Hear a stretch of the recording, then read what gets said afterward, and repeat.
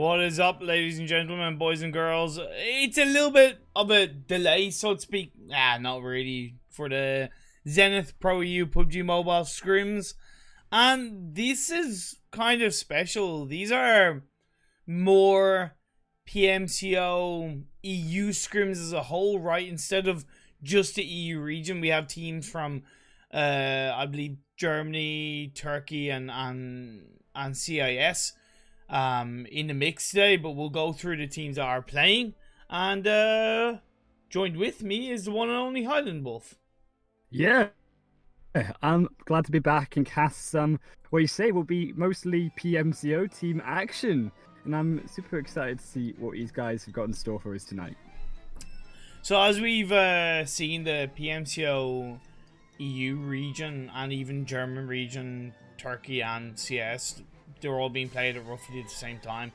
They're getting to the final stages, and a number of teams of each region will move on through to the relevant, I think it's called the EU MA or something like that, but it's going to be a league. But my point is that this is going to get pretty crazy. We do have teams like Non-Stop, Red Reserve, MVP Gaming, Bloodline, Freak Circus, Dream Eaters, Naix CS, Polar Ace, BetX, which is formerly for Romanian Men, Codex, Phaser Clan, Scrim Farm, BFS, UDR Killers, The Real Deal, and Konina Power. So definitely a pretty stacked set of teams, if I do say so myself. Yeah, definitely have to agree with you, and obviously the likes of Red Reserve, MVP Gaming, these standout teams that we come to expect again and again. But I'm going to be interested actually to see the likes of UDR Killers and Konina Power. Yeah. I've not seen them recently all that much, so I'd love to see what they've done to improve and really come back into tonight's games. It's also very important when we speak specifically about the EU region, because UDR Killers are in the finals for the EU region, so they haven't had to go through the group stage, they haven't had to go through the semi-finals, so of course that's given them a chance to possibly study the other teams in preparation for the finals. But they will have to battle it out against the 15 qualified teams for, I believe, 4 slots that are available for the new league that will involve not just EU, CS, Turkey and Germany, but also the Middle Eastern teams as well. It's very, very exciting, the new league that's going to be coming up. But either way, before we get to this, we're going to be going over into the first game in the hollow grassy pastures of Erangel. I'm a little bit curious, HighlandWolf, what you think or what your takes are on the new update. I'm really liking the new update to Erangel Imperium, and I think it perhaps, I'm hoping that we'll see more teams go towards the South Island. We've got to pray that that plane path first off goes over or near it, because I think with the new additions and the changes to the South Island, especially more boxes around more cover for these players and these teams, really going to affect how they play. And it does look like it's going to be a very nice plane path, though. It is going to go straight from the northeastern side of Starboard down towards Croy to the west coast. It's a pretty decent playing path indeed. It's not going to be too bad. Of course, for teams that want to land around the Milta Power area, it might be a little bit more difficult. I believe Konina Power. And see, on a side note, that's the thing, like, I'm not too familiar with the likes of Freak Circus, Naix CS, Non-Stop, even as heavily as I used to be with regards to Konina Power. So I'm excited to get myself familiarized with more of these teams. As you say, it will just be about not only obviously the PMCO teams, but how these new teams that we get to see, for us to at least, how they kind of mix it up, how they shift the meta into nice games, and especially with, of course, this new Erangel map. It's only been out for about just over a week here in Imperium, so it is still fairly new to these teams. It is indeed. We see Dream Eaters going to Yasnaya Polyana. I believe that was always their standard drop spot, if I'm not mistaken. Red Reserve going to be going towards North George. That's also standard. Scrim Farm going to go into South George. That's pretty bang on point. Although Jody has dropped a little bit separately from the rest of the team. You have Polaris going to Gatka. I think you should know by now that Polaris are the former Noisy Boys, HighlandWolf. So their team with new name but same aggressive plays as the real deal are starting to kick things off, I believe, against one of the players of Non-Stop. Seeing Yaroslav being knocked down to the ground and confirmed early on in this game. That's not going to make it too easy for Non-Stop. So for next for the remainder of this game, really. Definitely has to agree, and that is just because of this split. They've decided to go in. Wayne, unfortunately, down towards shelter area, has been picked off by, you say, the side of 3 members of the real deal, and BZ and Bleak Snake towards the north is not really going to be the start that we wanted to, and of course, and I think that, of course, is just the deficit of that 2-2 split. And I think these teams really need to start to appreciate more the risks of these splits. We see so many games, so many times that players get caught out early on and eliminated within the first couple minutes. What is kind of interesting is that bar BFS, who are around the Svalbard Kameshki area, no team dropped north of the river.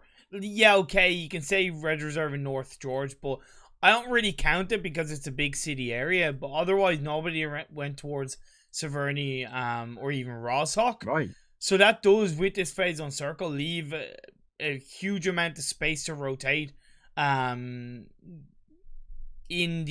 towards the end of phase 1 / start of phase 2. Yeah, and I definitely have to agree here. And we perhaps, because of this congestion, Imperium start to see these bridges start to really compile together with teams trying to cross them if they do wait for these later rotations. And if this zone, of course, does shift towards Severnian shooting range, and that's when we then have to kind of predict, obviously, the teams of like the PFS, how do they fare as one of those few teams towards the north side. So the Naix ES currently have a 2-2 split, 2 players between Watertown and 2 players between the compounds outside of school. I think that's a pretty solid split to have on board for the early parts of this game. It is still a bit risky, just because of the fact that you're generally center of the map, and school can be a bit of a popular area to play, and we always know UDR killers like to land in Pachinki, but so far so good for the Naix CS side. Yeah, and I think that 2-2 split also helps them, though, Imperium, because if that zone, as I say, goes towards the north end, you've already got Vitamin and Ananan there towards that bridge, and it can start to give away vision to teams that start to rotate towards the north side through Roshawk, perhaps, which is obviously, as you say, the more central area of the zone. Codex have one of their players, Fowler, up towards Yasnaya. It's a really great area to hold on to on any one of these compounds outside of Yasnaya, because it's close to the river, it's relatively high ground, and you're able to get a stack load of information. Of course, with him on his own as one-man army, if his squad full sends it and he chooses to stay there, it'd be a lot harder. But I think because he's joined up with the rest of his team and he feels confident that this area is free, they might move as a unit later on throughout the phase 1. And I think also in terms of splits in these teams, Phaser Clan's Poser here as well. Split between 3 different teams. We do now see the rotation coming out from the rest of the team, but that scout allowing them to see from the high ground exactly where the real deal were, exactly where Codex were with Fowler, who just rotated back to their team as well. And that could be where we start to see this first fight break out. Circus Freak were the only team to go towards Military Island, so they do have a decent way to travel, but it's not going to be too bad, because with this phase 1 circle, teams are going to opt for more central locations, so there should be plenty of space for them to enter in quite nicely. We do see the real deal starting to pick things off once again against the members of Team 13, which is Phaser Clan. But Phaser Clan are taking over the real deal, and that's going to be a squad wipe with just one player of Phaser Clan knocked down and Warfarin confirmed. So Phaser Clan will win out against the real deal. And it's very interesting to see that they only did lose one member. Pozo was the one that drived in first into that with the red card there. And unfortunately, the blockades there, the vehicles, not enough for the real deal because Phaser, with their Thank you for the follow and welcome to the Ginger got Club. 4 kills. And it definitely looks promising considering they now control one of these central locations of the first phase zone. Looking towards Naix CS, the 2 players inside Watertown shooting up towards UDR Killers. Naix CS lost a player to the hands of UDR Killers, and Vitamin has gone down after taking a couple of mini 14 shots towards UDR Killers. So this could be the response that UDR want, because they are going to be coming in full sending a 2v2 on those 2 vehicles. They are very confident that they know they have the man advantage. They might not know that not all the full squad are there. Of course, as we do see, he's trying to pass off back Animan on his own, but he's going to get knocked down. He's going to get confirmed. That's going to be another 2 kills for UDR Killers. And they are definitely taking control of this phase 1. And I definitely think what we see from these teams in Premium is a lot more aggression of both UDR and Phaser Clan, definitely. And I really want to see what these 2 teams have to pull out in the later stages of this first game and throughout tonight, because if this is what the tone is going to be set like with this fast-paced action and team fights, it could be a pretty interesting night. Red Reserve, of course, coming from North Georgia, are going to stay on towards the north side of the river for now. Codex Forehead did rotate from the south side of the river to the north side, but they are definitely close to the coastal line, which is by Rawsock, so they're able to get a lot of valuable information. Side of Team 8, that's 3 meters. You have Matic, followed by Tofix, Meku, and Lord. It's going to be Pro Lord, should I say. It was formerly of Team Umber that played in the PMWL, joined up after the PMWL into Dream Eaters. Of course, they played the PMWL as well. They're rotating a little bit later than Red Reserve out of Yasnaya. Let's see how that does go down. Yeah, obviously Red's been the one to rotate first, and we've now got Codex with their scout just slightly ahead to see exactly what's going to happen. They will be caught out, unfortunately. Not Thank you for the follow and welcome to the Ginger Club. Were at that full squad, but we do have the information there despite losing 1 member, and I'm sure they'll think of another way to rotate round. I also find it interesting that we have the side of Dream Eaters rotating in closer towards their north area, and that could be Red Reserve if Frost doesn't recuperate with their team, split apart. Talking about Red Reserve, Red Zone on top of these teams have to be definitely careful about. But I like the way Frost is positioned for now, of course. I will have to wait and see how it does go down. The phase 2 is going to be coming up in the next couple of minutes. We have seen Codex being knocked on by the side of Dream Eaters. Oh, as I try and find my camera angle. Moffic is knocked down. He was out in the open. He kind of paid the price. Because he's on his own, the Lucci and Fowler of Codex aren't really going to get too punished by that, although Fowler is driving away. And that's going to be Dream Eaters occupying the position that Moffic held on to. Red Reserve will definitely want to be aware of that. Yeah, Dream Eaters, once again, the aggression coming out in this early game. Also notice the Scrim Farm, they make their rotation in just south of the shooting range into the zone. And that first phase zone is just about to pop now into the second phase. And it looks like it will be shifting towards the eastern side. So it will be a hard rotation for a couple of these teams.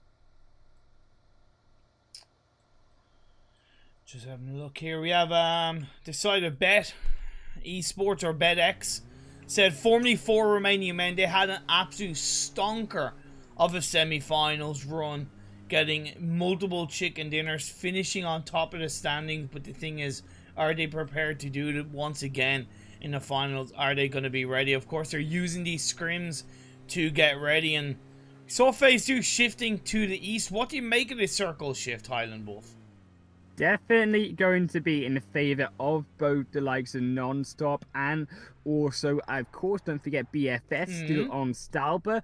But with that bridge just north, or should I say west of Yasnaya Poliana, that's where the action and the bottlenecks, I suspect, are going to be, especially with Scrim Farm MVP having to rotate in. We've also got likes of Codex, still 2 members, and I think they're just going to hold up, try, be unnoticed here as these teams rotate in. Yeah, it's a great rotation actually coming in from Red Reserve. Going to be on the north side of the river. up towards the north side of Yasnaya. It's quite high ground, and you get a lot of information on the likes of UDR Killers and Dream Eater, but UDR Killers are sending Pocus in to do a little bit of scouting, and you might just pay the price. He's trying to get on the other side of the bridge. He does, of course, get out of the vehicle. He's going to look to try and take a couple of shots onto Trophic, push back the members of Dream Eaters. That's nicely done by Pocus. Sometimes you have to be proactive in that regard if you are going to create that space and stop a team pushing in on you. Of course, now that he's on his own, it's still not going to be the easiest, but in comes the cavalry. Thank you for the follow and welcome to the might be able to get that side swipe onto the members of Dream Eaters. Meku's definitely being aware of what's going on. He's further back from the rest of his team, looking for Ulysses, but Nano finds Meku. That's going to be a cheeky knock onto a member of Dream Eaters. Will they look to take advantage of this? They still have to be careful because Pocus is somewhat on his own. Ulysses is going to full send it in towards that sniper tower, and indeed he finds Matic, and Matic gets taken down just like that. Prolor going to go for the revive on the mecha. I think that's a bad idea, my friend, because you're allowing Sandro to chuck those grenades up. Nano's going to get closer. Sandro finds Prolord, and UDR Killers are just cleaning things up. UDR once again aggressive. Pocus has been keeping Toffees active and away from the rest of their team, doing a great job there. But they do find Pocus. That could be a funny first kill, but it won't be enough just yet because UDR, they return the favor, get rid of the entire side of Dream Eaters, and still keep Pocus alive. Yeah, it was, I think, a little bit risky by Pocus. He got knocked down, but credit to the rest of his team. They came in swinging. Ulysses got that final blow, and I'm impressed with UDR's aggressiveness. It definitely looks to be shining on through. We do see Circus Freak onto Polar Ace. We'll pan on over to that fight. Elusive was knocked down. The rest of the team, of course, are in that compound. So they do have that compound protection. Compound onto Savage X. That's going to be another juicy knockdown. Actually, no, it's two members of Circus Freak are inside that compound, but now in comes Compa from the across the road area looking for Ked, but Ked is going to be covering up behind that barrel. Going to find the shots on. That's going to be a cheeky little knock. Nice kill onto Compa. You just been shut down by Ked doing Ked things. Now Ked turns around. Going to look for Kajarnist. Just inside that building. You do still have Freak Chick. Sometimes some of these names are so weird, but either way, we're gonna see Friction to go and get the revive onto Odin just to keep it up to a 3-man team. What is important is that what Ked did allowed the double, or at least a single revive to be executed onto Savage X. So it comes down to a 3v3 standoff in this compound, HighlandWolf. Yeah, this 2-1 split from the side of Freak, but also Polar Ace. They've got this 2-1 split coming down the north of this fight, and Ked trying to 1v1, as you say, against Ninja Katarist? I pronounce these names as you say, but the grenades will go wide. Ked barely dodging a couple of these grenades behind the sandbags. And inside the building, Polar AC perhaps need to make a little bit of a move because now Freak are regrouping. Now they're back to the 3 members of the full squad. They might be looking to disengage away from this. We'll have to wait and see what happens. Ked is using those beautiful smokes to kind of wrap around those sandbags to try and get a little bit of a better position, looking for that beautiful flank onto possibly Ninja. We do see Forchick has actually put himself back, and all the while we do have a third party coming out from the side of Naix. Peter's Fitter, he's the last man standing for his side, but he's definitely ready to still stand up. Going to confirm that kill onto Maskov. Puts pressure on the Polar Ace. The good thing is that Ked and Savage X are inside that building. I think Freak Circus are having a look at the kill feed and going, wait, a player of Polar Ace, a team that we're fighting, has been taken out. Let's do my quick maths. That makes us 3v2. They're going to keep the pressure on the Polar Ace. Yeah, this really has split them. Ked, without the smokes on hand, there's no way to recoup to Savage. And with these rotations round from Duin, if Duin manages to get behind Ked, Ked will be in so much trouble because that will be in direct line of fire. And now with Ninja Kataris, they will be moving closer to try to get an angle onto Savage X as well, but can't quite find it. And they still hold on, but have to be careful of Naix. Naix are going to be retreating. Thank you for the follow. Well, here's the thing. These teams are outside the circle. The circle shift on phase 3 did go up north, so it has favored somewhat Red Reserve. MVP, who are one of the kings, masters of rotations, and just playing safe towards the late game, have put themselves into a strong position on the Stalbar hill in the middle area. Of course, it is a kind of region which is hard to hold on to. Pan on over to Kanina Power. They're going to be taking on a little bit of a fight. You do have BFS coming in onto the side of Non-Stop. We'll have to try and keep an eye on what's going on there. But with a cluster of teams on the northeast side around the Stalbar hill, this is so unique. It's going to leave Bleak Snake on his own for the side of Non-Stop. Last man standing, as he's going to have to go Non-Stop if he's going to continue on in this game.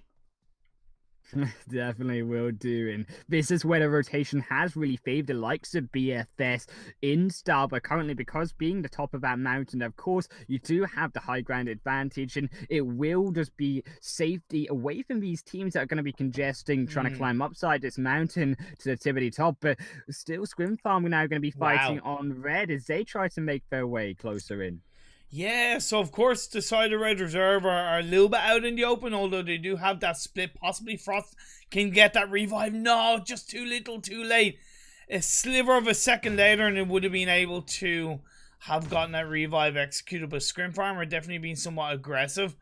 Frost is going to back off to get closer to the rest of his team. It's still great position overall by Red Reserve. The good thing is that Victor is inside that compound that is a bit more up the hill, might be able to get some sightlines onto the members of Scrim Farm the second they get closer to Red Reserve. But they're going to retreat towards that compound. It's a nice disengagement coming out from the two members of Red Reserve surviving against Scrim Farm.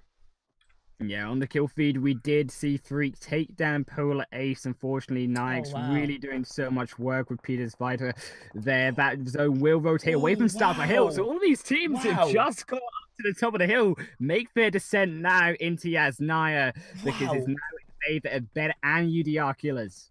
Wow, that circle shift, baby. What a crazy shift. I wasn't expecting to go so down south in amongst the Yasnaya, Pollyanna City area. Of course, I still think it's risky to go full send it into Yasnaya. I would definitely prefer for you to stay on the edge, like around the UDR Killers region, because you're still inside the city without being inside it. Kunina Power have the right idea. We've seen Bet X go for that Yasnaya center city position. MVP on towards the North Hills. BFS rotating down. A few members of Red Reserve are going to be closing in. Kalista and Victor, but they're going to be taking a couple of shots. They might be able to survive for now, but they don't exactly know who is around them. Or right now, the team that are around them is Kunina Power.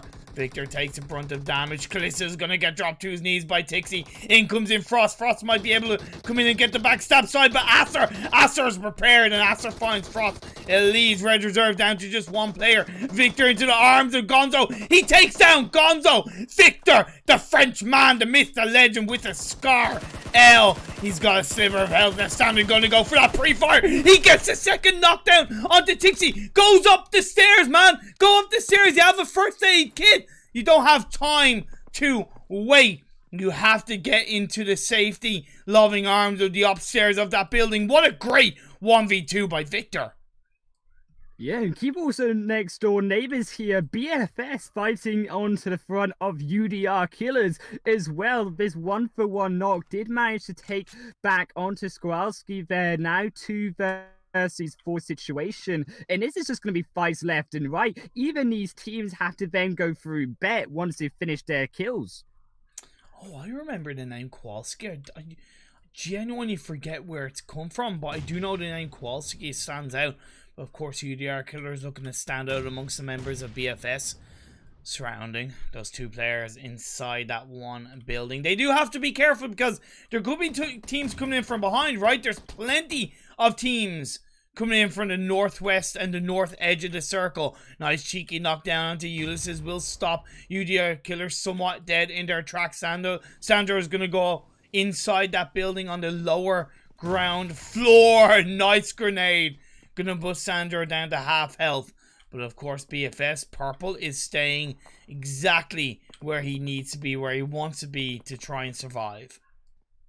Yeah, we've only managed to finish off one player. Ulysses did get revived back up with the help of Pokers, but Sandro now has to pull off that 1 versus 2 situation. Upstairs is BFS, and I doubt Sandro will really be able to find a way to escape unless they do make a little tricky backdoor move. But also across the road here, right? Here's the thing. I think Sandro is looking to somewhat coexist with BFS inside that building. They disengaged away Pocus and Ulysses did, which was the right choice, especially based on that circle shift. So it's a matter of using Sandro as somewhat of a sacrificial lamb to get information, to get some sightlines. And I said coexist with BFS. If he can find a kill on the BFS, cool. But otherwise, I think it's a matter of just kind of leaving him inside that building and hoping for the best. We have seen the side of BedX come in and get a kill on the last remaining player of non-stop. So we are down to 10 teams, 28 players left standing. According to you, HighlandWolf, who's looking best in terms of positioning inside this circle? Oh, well, Bet obviously do have the advantage against Freak over to the south. They do have the road in their way, which forced Freak to make this eastern rotation. MVP coming in with Red and Kanina Power. I don't think those teams have the main advantage. Perhaps even, I think, Scrim Farm, if they just hold back a little bit, or even the likes down up to the north of Phaser Clan, they might have the advantage avoiding all of these fights and waiting till the last minute to go in. Well, we'll have to wait and see what happens. Scrim Farm onto UDR. Killers, baby.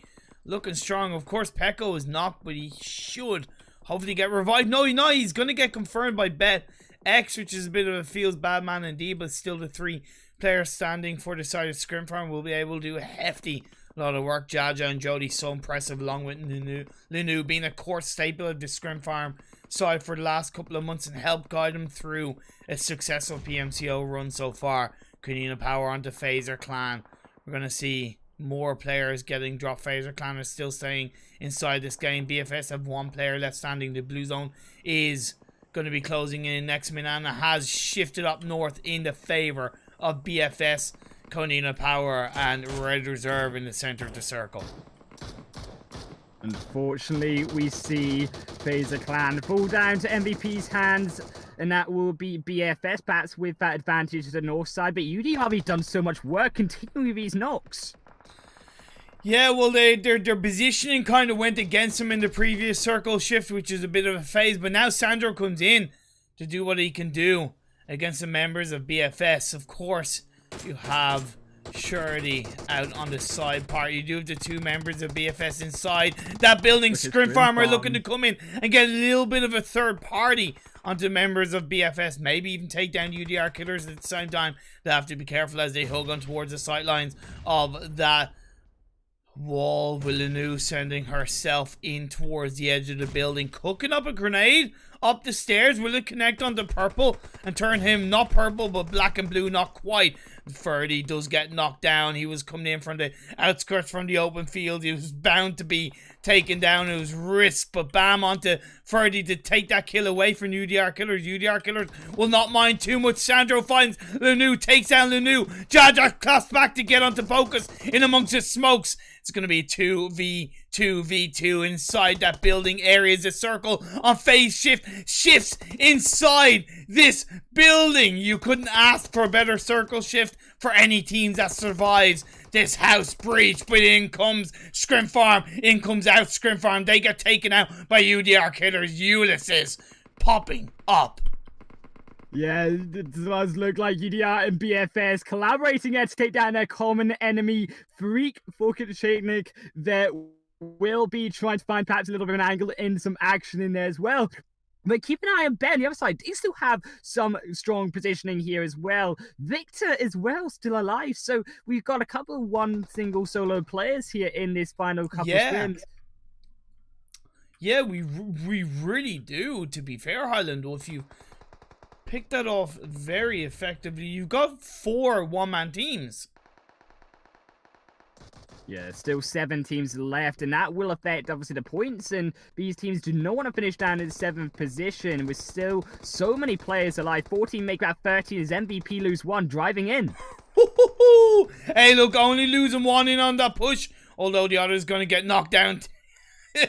Axer's gonna get the full squad wipe, and that's gonna benefit Victor because at least he's inside that circle and he's allowed Axer to come in and get the final blows. Of course, with the smokes being thrown up, trying to create that wall, followed by grenades. The blue zone is closing in. This could be up for BetX to win because they have 3 members up, although they will have to focus on the UDR killers sooner rather than later. Once they have to swipe their players in from the side, we do see the side of Bam from the side of BetX nearly getting taken out. Axer has been able to make his way across the road. It's going to come up between Victor and Acer. Victor is going to be upstairs. Acer is up and towards the low ground of this house.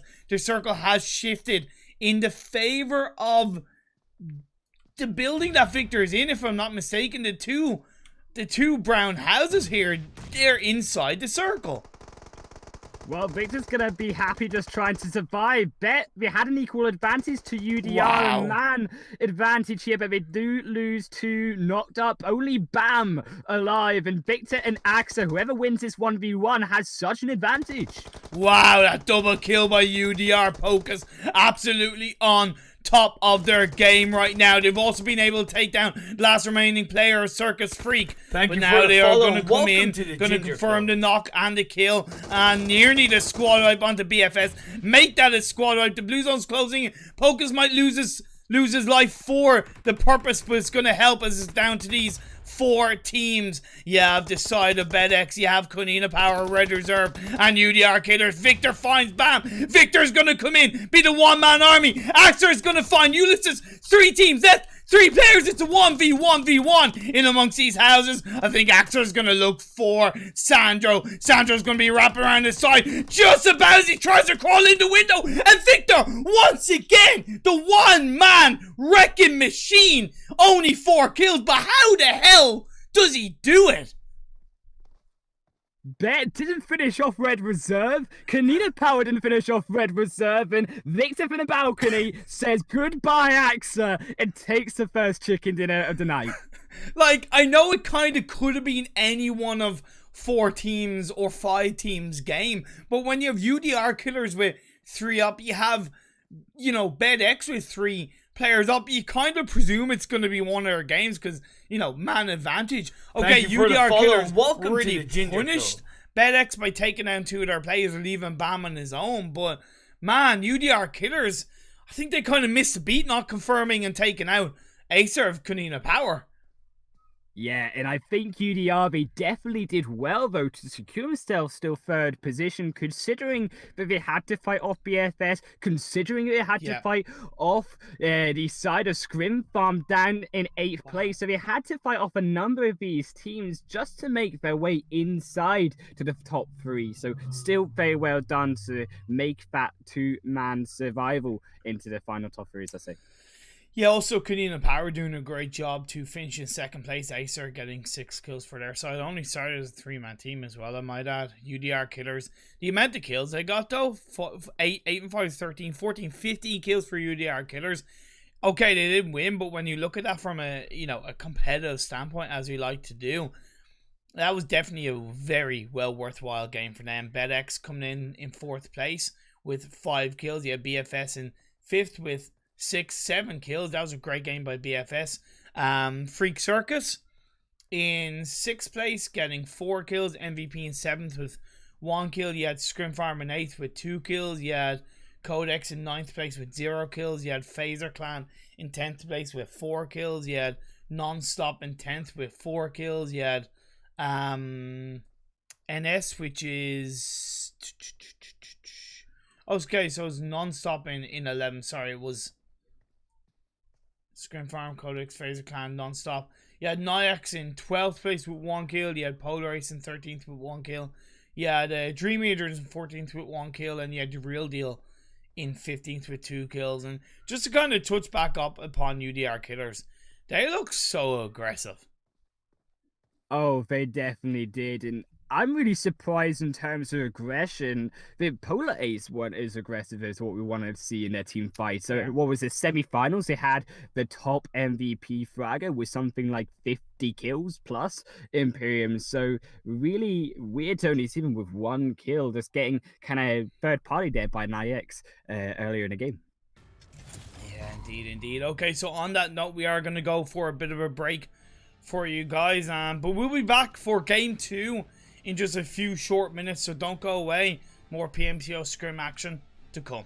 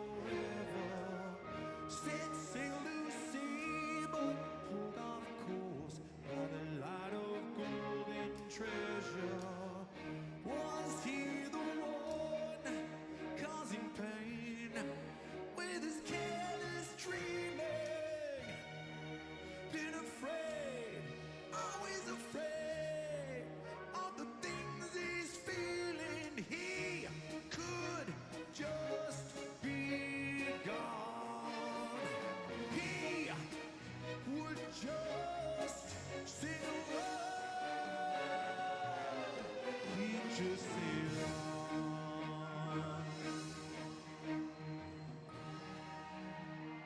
How can I be lost if I've got nowhere to go?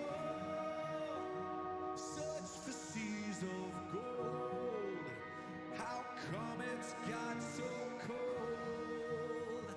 How can I be lost in remembrance I relive? And how can I blame you when it's me I can't forget?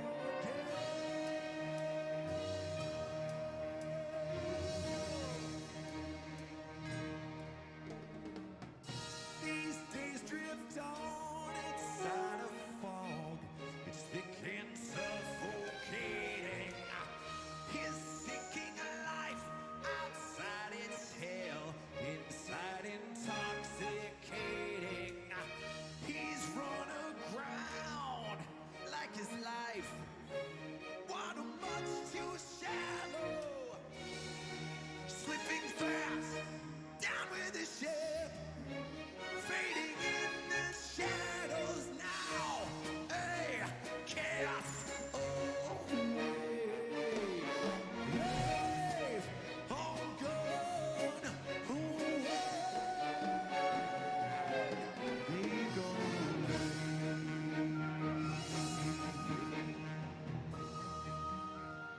How can I be lost if I got nowhere to go?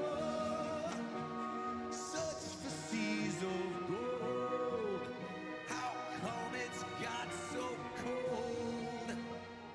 How can I be lost in remembrance I relive? And how can I blame you when it's me I can't forget?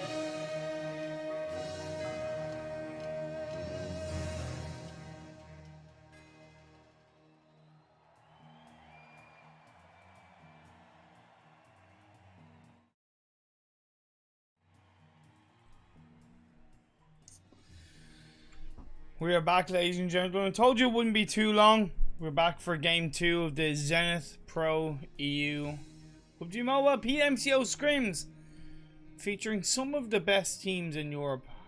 The best teams in Europe? Well, Come on, the that'll best. that'll be found out at the end of this the full splits PMCO. But for now, I can confidently say some of the best teams in Europe. Yeah, definitely high level. Let's put it that way. High level of PUBG here today. High level of PUBG. Okay, I need to. The playing path here gonna be once again pretty central here, Imperium. So gonna go down from the trailer park to Impala, and I'm pretty sure the likes of the real deal will be pretty happy Yep. with this type of drop.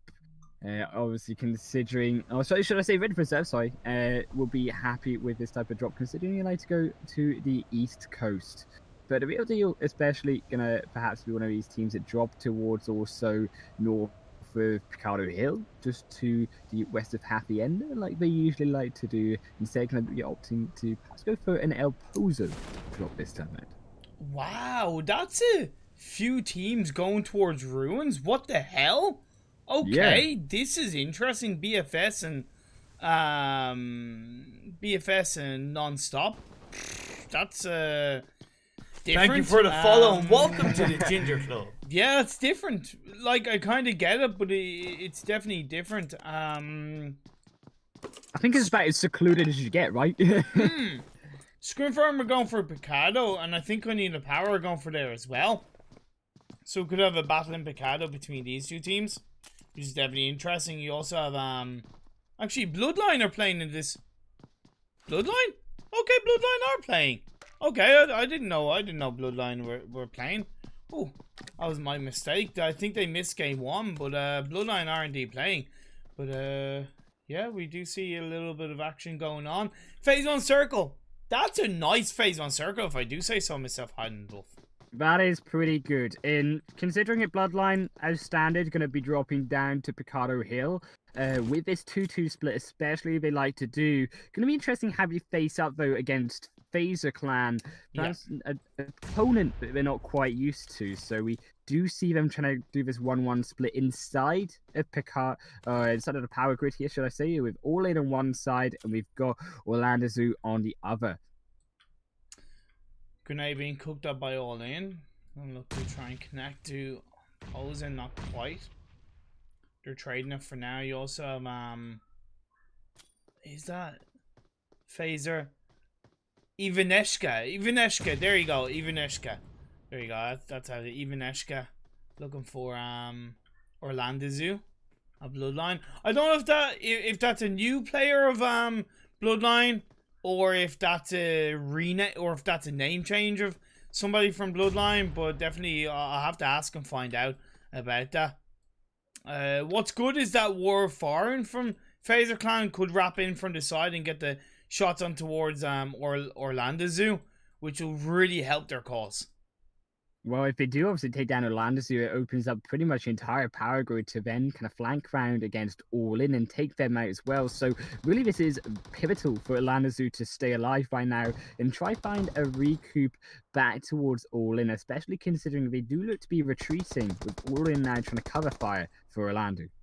I'm going to pan over to Monte Nuevo because there's 3 teams around this area. I know the fight has now kicked off just as I freaking pan over. That's just my luck. But UDR Killers gone up against Freak Circus and also even Codex. In play, Codex have lost 2 players, I believe, at the hands of UDR Killers. And then UDR Killers, they've lost Sandro. So definitely a few players have gone down from all sides except for Freak Circus. So Freak Circus had that full squad up. Yeah, Freak Circus, it is pretty interesting to see how they're going to be playing with obviously doing a little bit split, trying to face off against Nano, but we do see Compot going to be recuperating back towards doing, so they will have that 2 versus 1 advantage, but UDR Killers not a team to be putting down early on here. Super aggressive plays coming from game number 1 and expect them when the time is right to be pushing up against Freak. Somebody in chat said, I'm in love with Pocus. I want to get married with him. Well, you might have to wait a bit longer because I hate to say it, but the love of your life has gone down in this game. Pocus being eliminated at the hands of Codex. So it does put UDR down to just 2 players. Which, when you're pinching between 2 teams like this, it is a bit harder to deal with because as much as these houses house decent protection with multiple windows around them, it can be hard to hold on to the angles trying to peek out and stay protected if you're pinched by 2 teams. I am impressed with the rotations coming from Ulysses, though, considering it.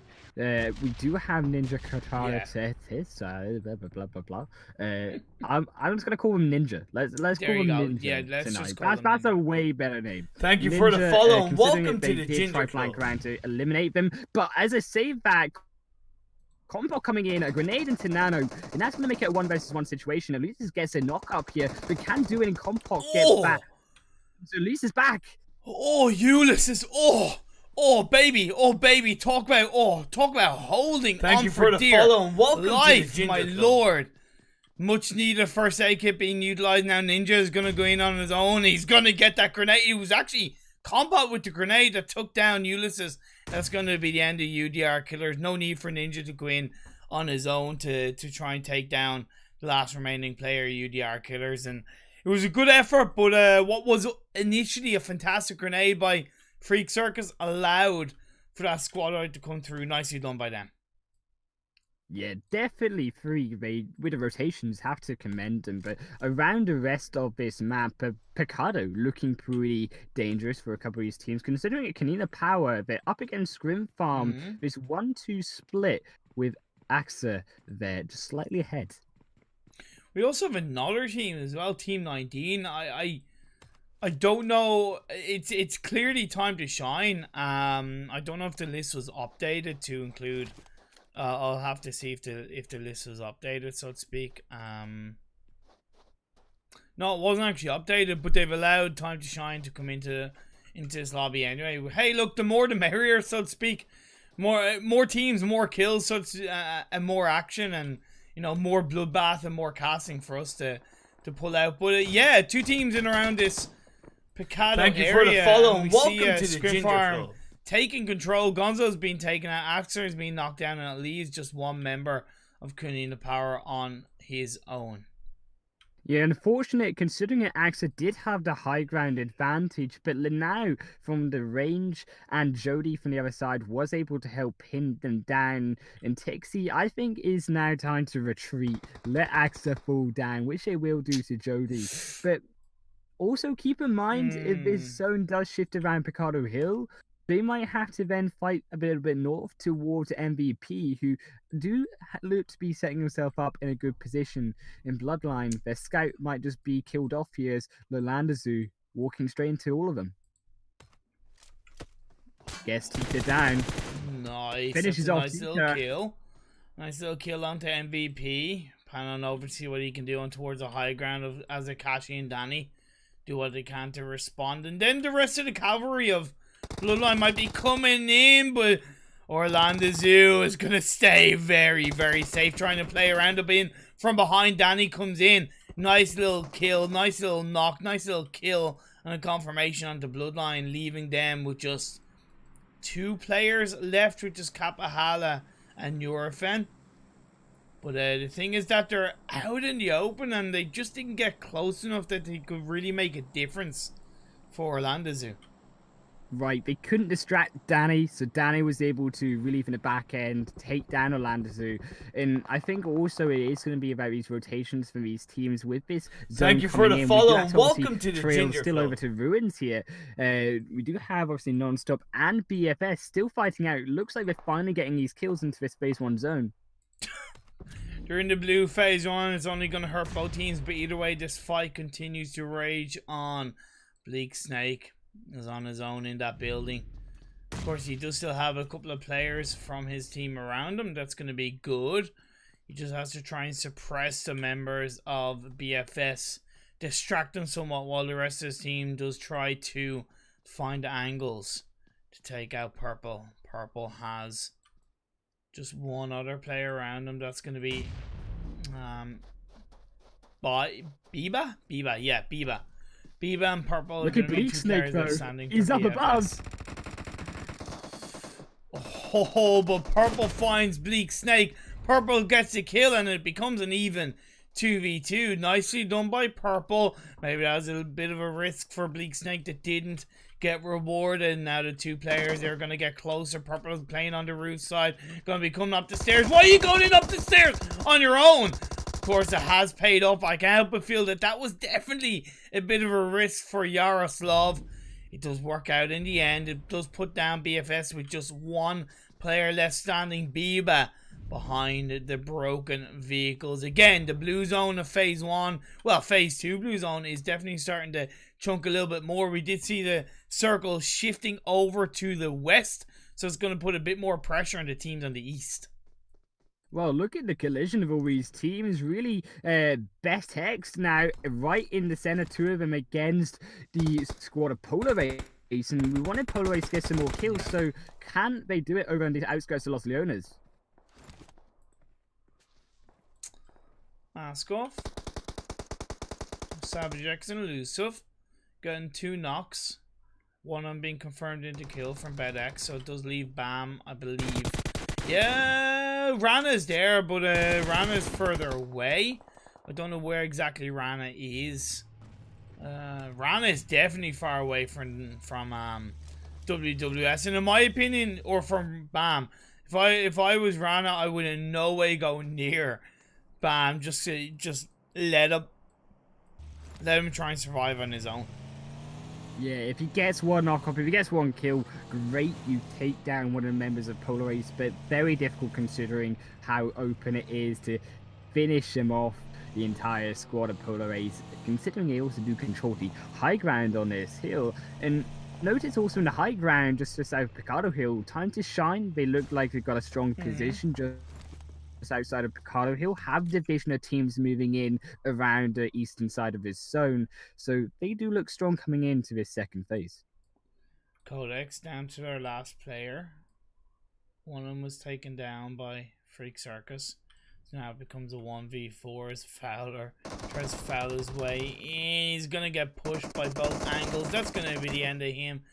Codex go down. Did get a cheeky knock onto one of the members of Freak Circus, but at the end of the day, Fortunic will get revived up, and we'll see Freak Circus continue on as a full squad.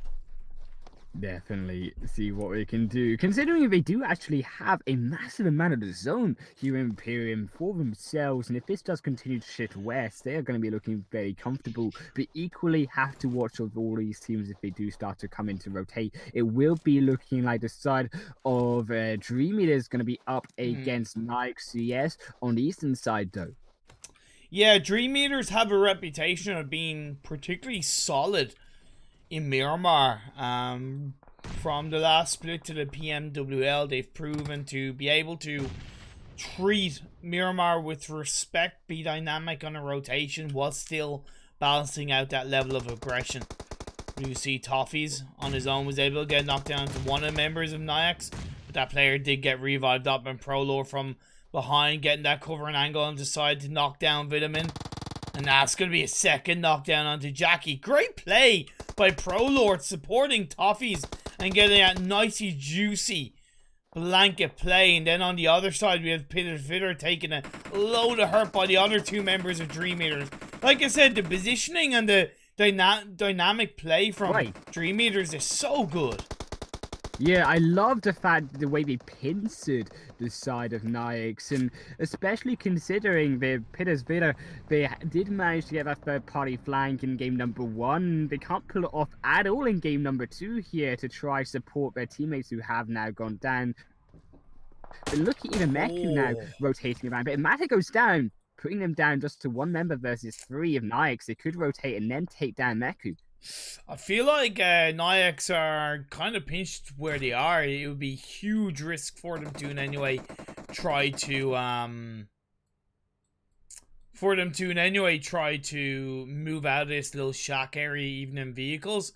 In my opinion, they're better off just waiting for the next circle to shift up and hope that it goes away from them, because if it goes away from them, they're going to be able to They're going to be able to hopefully stay safe inside the blue zone of phase 3 as Dream Eaters will move in and focus on the next circle. We'll have to wait and see.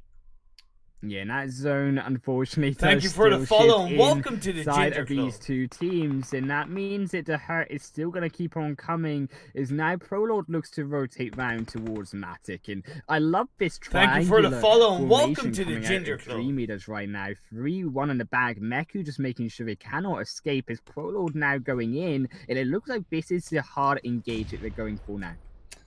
Yeah, I like the fact that Dream Eaters are being a bit more aggressive with this, because I would say that the longer they leave it to engage, the less focus they're putting on the next circle. And even though they're inside it, you still have to be aware of what teams are getting closer to you. So by taking out Naix, as they are starting to do with Toffees getting knocked down onto Animin, the easier it'll be for them to focus on getting a strong position inside this next circle. Pizzavitter is going to get caught out. He did throw out a couple of smokes, but that's only alerting the full attention onto the members of Dream Eaters. Although Meku did get knocked down, that's giving a little bit of respite, a bit of time for Pizzavitter to try and survive. But the thing that is absolutely stopping him from in any way disengaging is the fact that Dream Eaters have that one player on the high ground on the other side of the road, but they don't need the other player on the side of the road. They only needed a grenade from ProLord,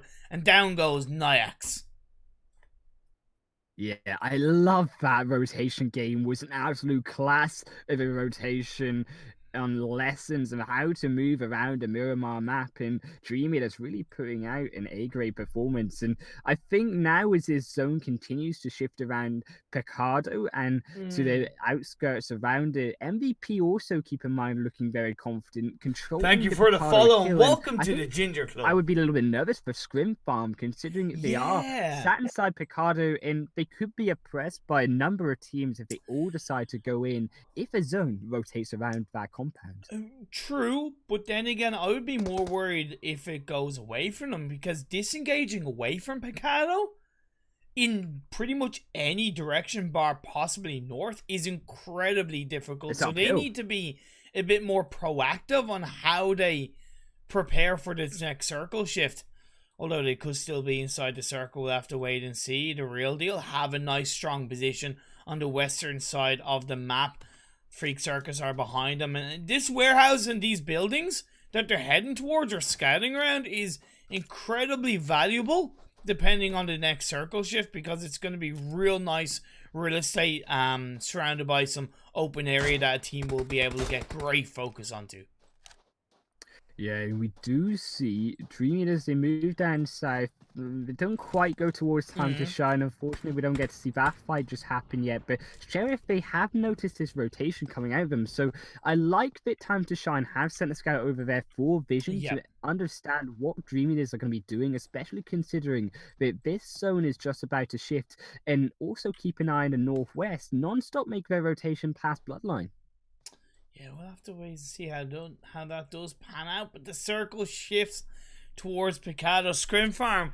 I would say they're somewhat thanking their lucky stars, because the Picado being in the center of this circle, I think that's okay. Because if it shifts away from Picado in the next phase, one, it's not really going to shift completely away, only with the edge. And two, by that time, I kind of think it's going to be okay for them to disengage away. But Dream Eaters, they're going for the push inside of Picado. They've made it somewhat successfully, and they're going for a bit of a 2-2 split across the way so they can find multiple angles, having Matic in one of those houses that is by the casino area. And then all the while, but you know, just behind the two red blocks, Toffees and Pro Lord are there, and then you do have Meku, which is out on the outskirts of Picado. I really like that by Dream Eaters. Having that full squad is giving them so much more comfortable rotational play, you know, in this game, in this circle. But I'm just going to pan over quickly to Red Reserve. They're taking a fight. Victor and Calista is knocked down. Freak Circus are pushing in. It's just going to be Novas left standing. He has half health left. The four-man team of Freak Circus are going to push in. One knockdown coming in, but it's not going to be enough. Gets clapped back by Compot, Foresight, and the rest of the Freak Circus team. Red Reserve go down. 10 teams left. But this is what I want to talk about with Scrim Farm versus Dream Eaters. They take down Matic, and with Matic gone, there's no more vision on exactly what Scrim Farm are doing. They've not got a flank at all now.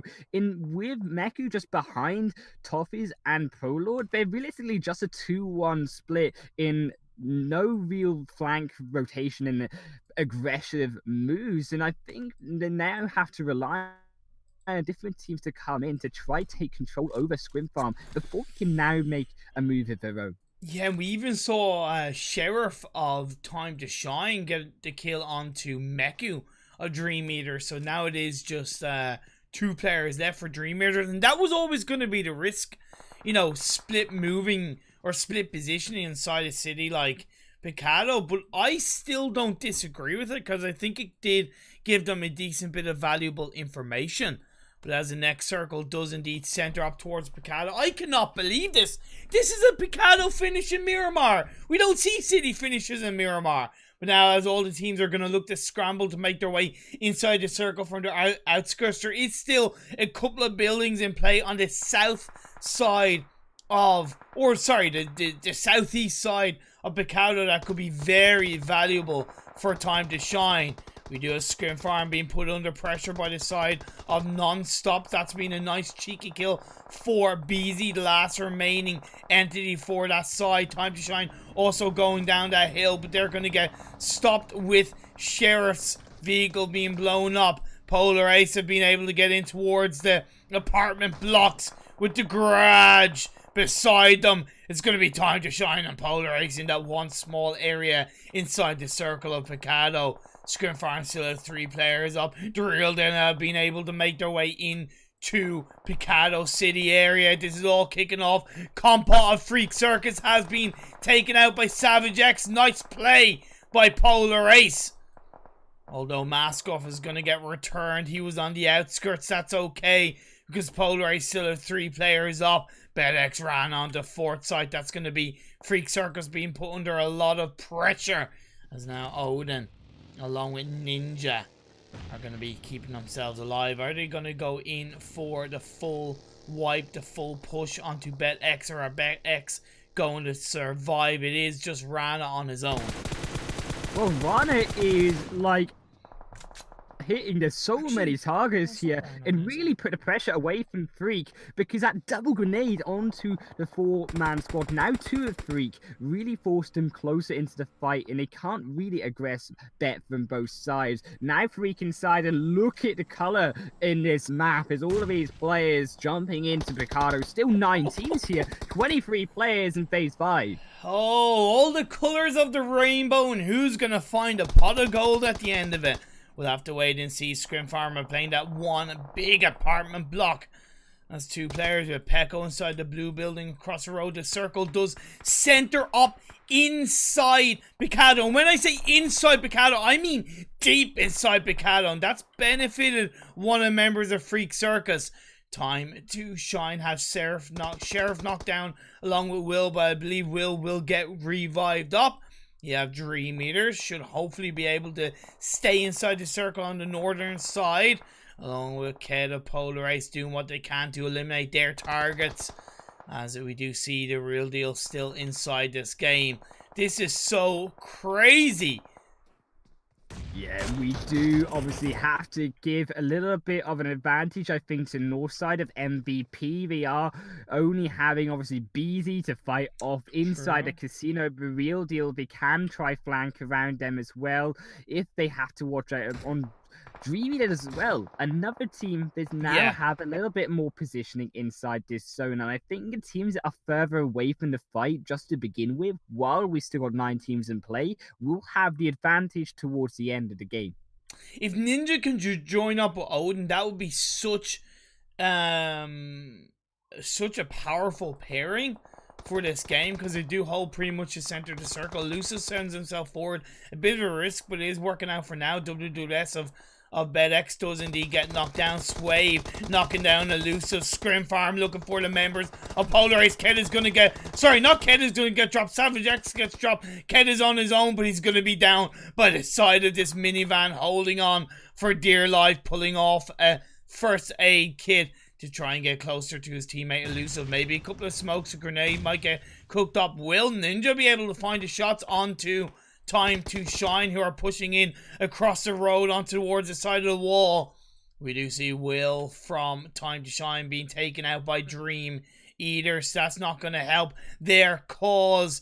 It's not just really going to be about kind of one team winning it. It's just going to be who can survive the longest from getting 3rd, 4th, 5th, or even possibly 6th party, because we have 8 teams outstanding. Right, exactly. And this is, as I say, the advantage to MVP, especially considering that Real Deal went in for a fight, because now they control a little bit closer into this zone. Now they have a building to himself, and Dream Eaters, they're busy. Time to Shine are busy. Only really Freaking doing can stop them, and he does look to be doing so. Is Danny almost going to go down?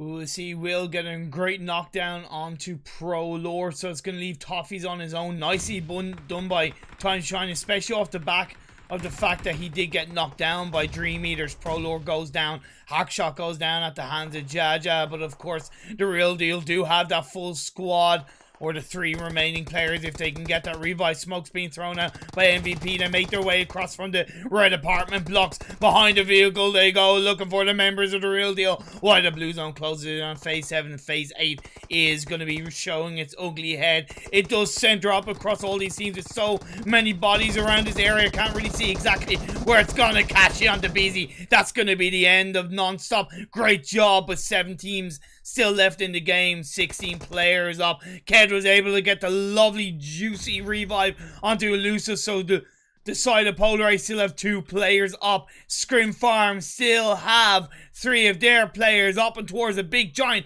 apartment block overlooking all of these teams. But can they find the shots? Can they find the angles to close out this game?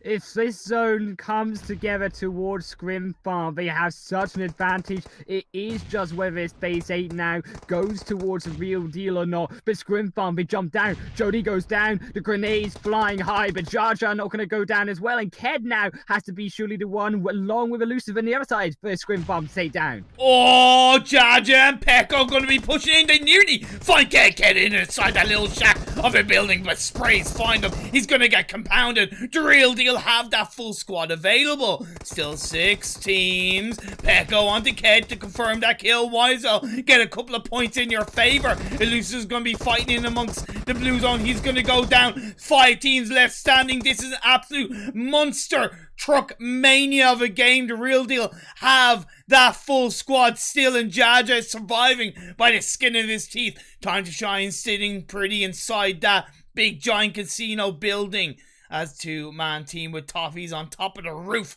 above. Look at Toffee's positioning. They're trying to avoid being noticed. If they can do so, Dream Eaters might make their way into the top 3. But certainly the favor coming towards the real deal here as they are closest to the center of the zone. They've only got Jar Jar to really take care of in Scrim Farm. But Toffees has noticed, and now he has to be careful because below him, Time to Shine and Freak away. We'll have to wait and see. Time to Shine do only really have 1 disengagement away from that building now. If a couple of smokes are thrown out, that might even alert the real deal, so it might be worth the risk of sending 1 player out without smokes being thrown out. The real deal, as I said, 3 players up: Clown, Azzy, and Hackshaw. They had a great semi-final run in the PMCO EU, all the while Odin and Toffees inside that 1 building. Great roof jump by Toffees, gotta say. Nicely done. Of course, he can prone down. He might not even get spot up. He's going to look to cook up a grenade. Not quite connected onto Sway. Sway and Will from Time to Shine. We are going to see phase 8 close in soon enough. And phase 9 will Thank you for the follow and welcome to the Ginger final zone head. Jaja holding on for dear life. This is the calm before the storm. All teams, all players are just waiting it out. They don't know who's going to strike first, but it's not always about striking first. It's who can strike the hardest, strike the fastest, strike the quickest, and even strike last to claim this juicy chicken dinner. 5 teams, 8 players in Picado. What a beautiful ending of Game 2 in the Zenith ProEU PUBG Mobile PMCO Scrims. Yeah, and I definitely think that the real deal is set up with these smokes, and I think if Toffees can survive on this rooftop, has the advantage, especially considering this zone will start to close in. These teams will start to fight early on, and he'll be the one to survive. Hackshot goes down, and now that could be the move for Time to Shine. 2 versus 2 to move in.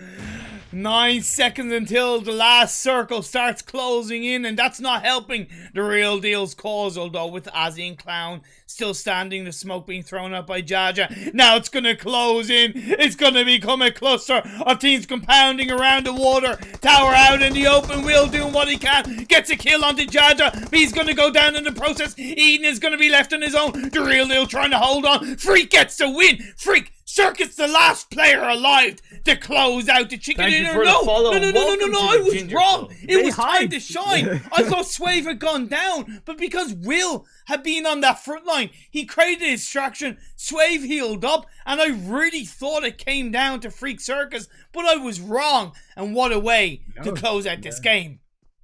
They literally just hit and they let everyone else fight in with that steer the chicken dinner away. Time to shine, outplaying every single one of those other 5 teams in that 30-minute timer on Picado. What a game. I feel bad because I got it wrong, but I was so confident, right? I was so confident that I got it right. Like, I was so confident that, you know, I didn't have the camera angled enough that I could see absolutely everybody because I was trying to focus on the teams that were, you know, pushing out as the circle was closing in. Credit where it was due. Swave just stayed the silent mercenary and got the job done for a side. And it just really, really strong game. But Freak Circus, you know, doing what they do best. Got a bunch of kills along the way. Second in Picado. You know, it was anybody's game. Yeah, okay, the Real Deal in theory should have won it as even up as a full squad up until I think phase 7, maybe phase 8. So you could say maybe they kind of threw it. But when you're playing around the city, you can't really move around as confidently as you can in the open or near one small compound. Because when it's near one small compound, you know, you can possibly see more around you, etc, etc, etc. But when it's such a big city like Picado, where there's a lot of high-rise buildings... Thank you for the follow and welcome to the Ginger Club. You know, you can peek around a corner, you're looking in one direction and you can get shot up in another direction. So I do kind of get why the Real Deal weren't able to Thank you for the take follow and advantage. welcome to the Ginger Club. In terms of their positioning around Picado, it definitely played the team fight right. And I think what really hurt them, unfortunately, in third place was the fact that Hackshot got knocked just about 20 seconds before phase 9 started to end. And really, we started to see the final moments of that game. So getting knocked just seconds before you need to then move out really put a pressure onto the Real Deal, especially considering they made it only 2 players. Time to Shine had an angle as well to grenade them on top of that. So if they'd just been a bit more patient, perhaps they could have found out chicken dinner. Oh, wow. I just can't get over that game. What an ending. Absolutely crazy indeed. So yeah, just go over the finishing results of the game. As I said, Time to Shine finishing in first place, getting the win with 4 kills. You had Freak Circus in second, getting 8, 9, 10, 11, 12 kills. You had The Real Deal in third, getting 4 kills. Dream Eaters in fourth, getting 4 kills. You had Scrim Farm in 5th, getting 7 kills. You had Polar Ace in 6th place, getting 5 kills. You had MVP in 7th, getting 2 kills. You had Non-Stop in 8th, getting 5 kills. You had Bet in 9th place, getting 3 kills. You had Bloodline in 10th, getting 4 kills. You had Red Reserve in 11th, getting 0 kills. You had Naix in 12th place, getting 0 kills. Codex in 13th with 2 kills. You had BFS in 14th with 2 kills. You had Kunina Power in 15th with 0 kills. You had UDR Killers in 16th place with 1 kill. And you had Phaser Clan in 17th with 1 kill. Man. Yeah. What a game. I can't believe we had that game. What a treat on Picado there. Finish on Miramar. And I tell you what, if this is going to be like that for the Kendi in the next game, even maybe a Wrangle, oh man, my mouth is watering for his juicy games. Whew. So on that note, I just have nothing else to say. Gonna go for a break, but we'll be back for game 3 of the Zenith ProEU PUBG Mobile PMCO Scrims with myself and HighlandWolf in a few minutes. Don't go away.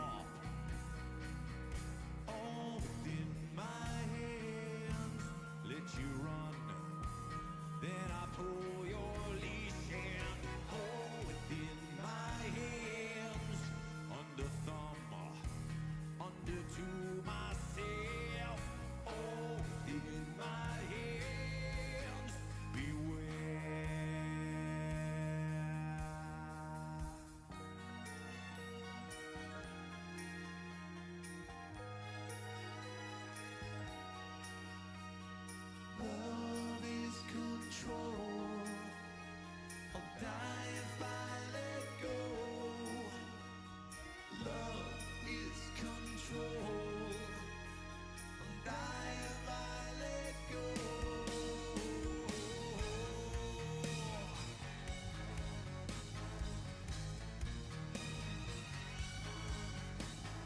Hate me now. Kill all within my hands. Crush all within my hands. Choke all within my hands.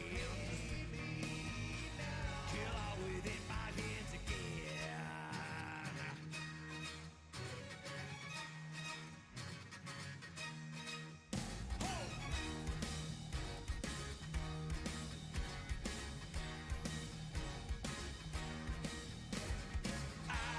We'll only let you breathe. My energy receive. Then we'll see if I let you love me. I will only let you breathe. That energy receive. Then we'll see if I let you love me now.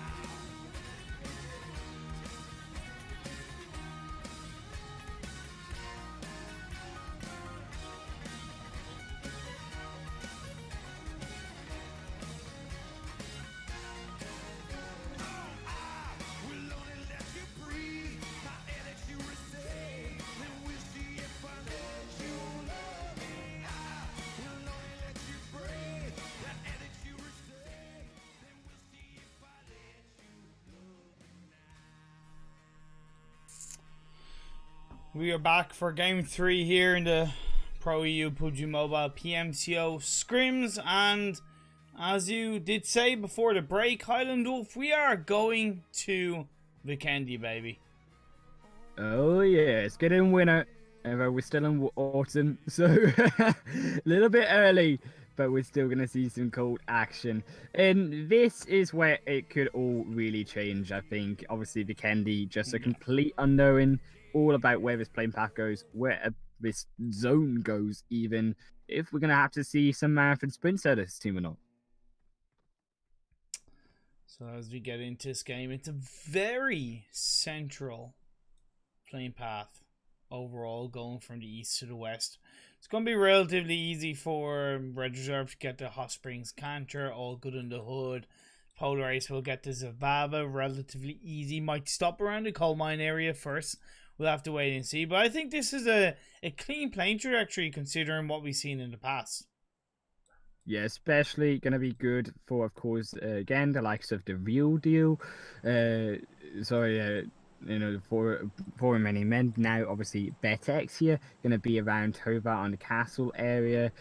Time to Shine, equally going to be dropping into Cosmodrome like we would expect them to do.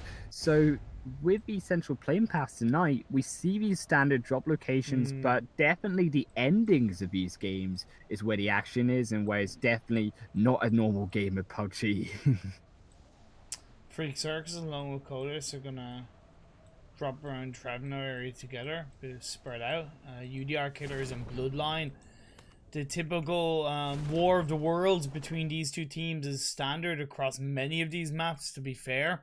If it's not Wrangle, then Sandhawk, then it's this Vikendi map. They both land in the Goraka area. We see phase 1 circle shifting up, and it's up north, which I like this circle personally. Yeah, I think it's very comfortable for these teams to try find a way inside, but obviously equally could become kind of congested. And I think what we do have to look is towards the east side of Trevno, where we do see freaking Codex once again a rematch here in the third game. Shots being fired out by White and towards Odin, but not all of them connecting. No knockdown confirmed. Copot doing what they can to push back Lucy so his teammate can join him. I think White will definitely have to alert Lucy because Lucy is going to be now kind of on his own. He's waiting at the top of the stairs. He has no helmet, but he does have a Thompson. The newly buffed Thompson isn't going to get that knocked down. Piece out too heavily in Odin. Does indeed get the kill. Thank you for the follow and welcome to the Ginger to start Club. off with, and it does look like Ninja's in a little bit of a tough spot with Wait trying to find him, but Fowler also closing in, and Freak now regrouping, and this is definitely what we need to do with Dune and Compot. Need to come together with Ninja to stop Wait, but equally rotations out Codex's own team. Motvic coming down for flank just behind Wait as well. Is it? Yeah, it's Odin. Yeah, it is Odin. Yeah, Motvic is doing a great job along with Wade to provide that great flank angle position just to stop the members of Freak Circus, and Odin is going to be aware, but Ninja is going to come out from the wings of the door of the house. Try and keep the pressure on the Wade as Motvic is looking for that knockdown. Motvic is going to be careful. Going to be pre-fire shots coming through. Compa is going to get put under a lot of pressure. Goes on the other side of the wall and pays the price, getting knocked down. In comes Ninja. Ninja's going to get knocked down. That's going to leave pretty much 4 Chick on his own, because Odin can't really do much because he has a sliver of health in his hands. 4 Chick gonna get a nice little knockdown. So low in health, he isn't gonna get the second knockdown. It's gonna be a kill, and Odin is on his own. Odin's gonna get the revive on the compa. The grenade didn't hit onto Odin, and as a result, Odin's still alive, and Fowler now has to deal with him 2 low health bars, and they really need to go upstairs, heal up, and reset in this fight, because now it's a 2 versus 3 situation, and Odin, Fowler, now down, Wait, will he fall? That great play by Compa, he gets the second one on the Wait. Oh my god, this has been turned around, and it's just Motvic on his own for the side of Codex. Incredible single man play by Compa. Got the double kill. Run rings around the members of Codex. But what can Motvic do? He can of course do what he can as he goes down on low ground. He's going to get 1 knockdown with the Tommy gun. It's going to come down to this 1v1 between these 2 teams. Freak Circus and Codex. Compa is going to look for the knock, but Motvic turns it around with the Tommy gun and goes pew pew pew pew. You are dead. Bullet in your head. And Codex will survive in this Vikendi game. What a dilemma for Codex, but they solve it and they stay alive in this 3rd game. 3 kills going over the Freak, but it wasn't enough. 4 now to Motvic, but only 1 player, and now Bet, 4 Romanian men, former fighting against Facer down in Castle. Yeah, I'm going to pan over to that. I just had a look to see what teams have been taken out, and Bloodline had indeed gone down. Phaser Clan in amongst the fight in Castle against Bet. And we don't normally see fighting in Castle area, so it's definitely a little bit different. And Phaser Clan with the drop shot expires. Gets the expiry date onto Bet and goes, you are going to be thrown out. You are out of date. It is now Phaser Clan's turn to get the phase in Vikendi.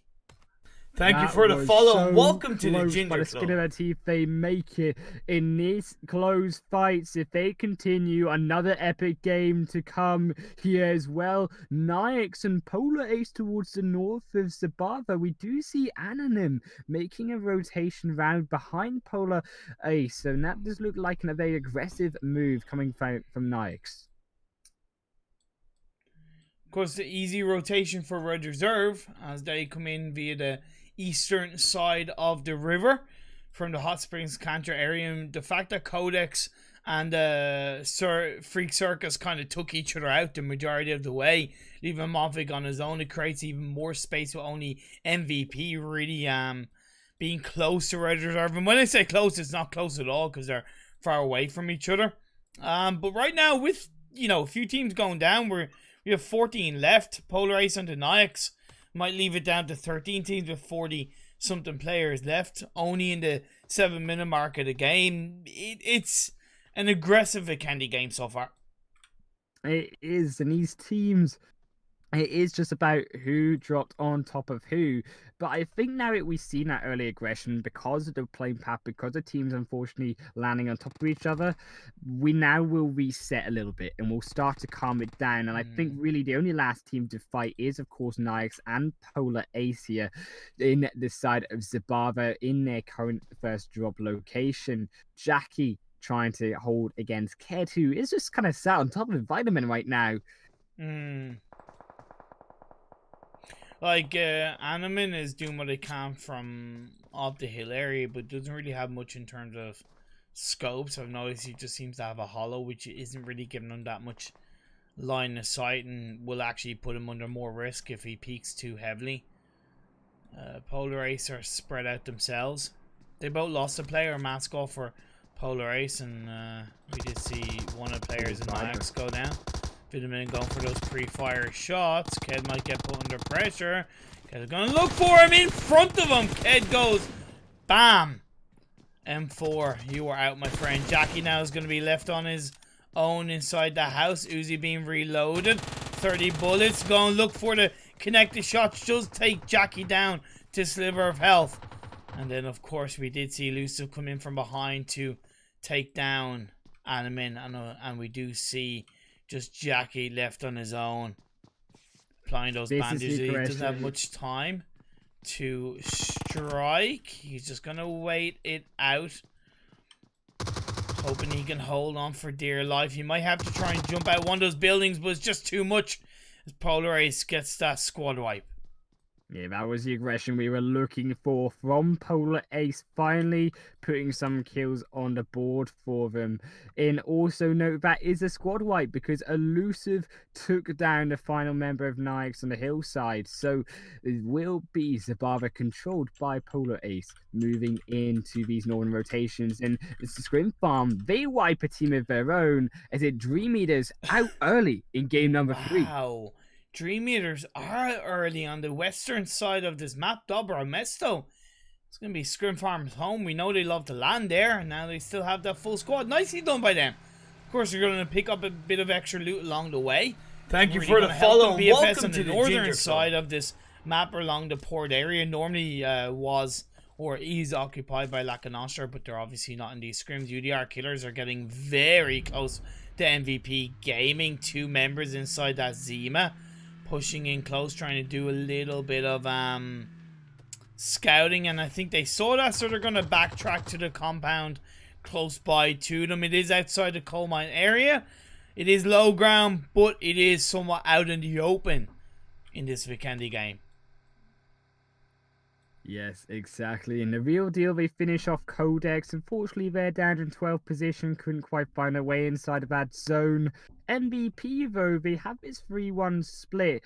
And this is going to obviously really deter the side of UDR, considering that there's no real way to get a good angle onto MVP inside these buildings. I think they need to kind of hold off a bit, but also be wary of the real deal if they also decide to make a quite an aggressive rotation straight from the south into the center of the zone.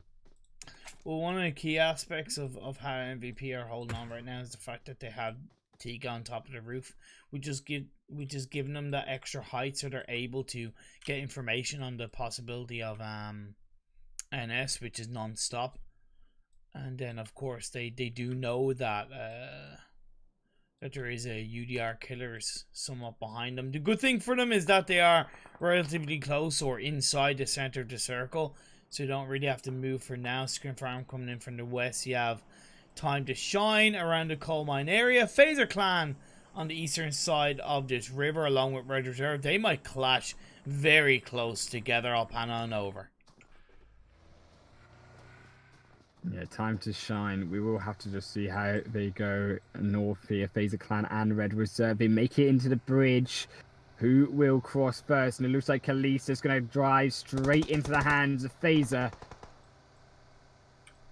Yeah, we see Kalisa, Novas, Frost joining together. You have Victor on that back line. Heal's going to be up to the members of Red Reserve to bait Phaser Clan out into the open. But we do see one of the members of Phaser Clan going on towards the side flank. They will try and find the members of Red Reserve. Don't get inside the vehicle. You're leaving it too late. Great knockdown by Victor onto one of the members of Phaser Clan. And in comes Warfarin. Knocked down once again by Victor. Great double knock by the Frenchman himself, who got the chicken dinner in game 1 for his side. You do have Expressi and Posa in the back line. Expressi's out in the open though by the side of that rock. I think he's in the sightlines of Victor. Great play by overall Red Reserve. I would say that was more Victor than Red Reserve.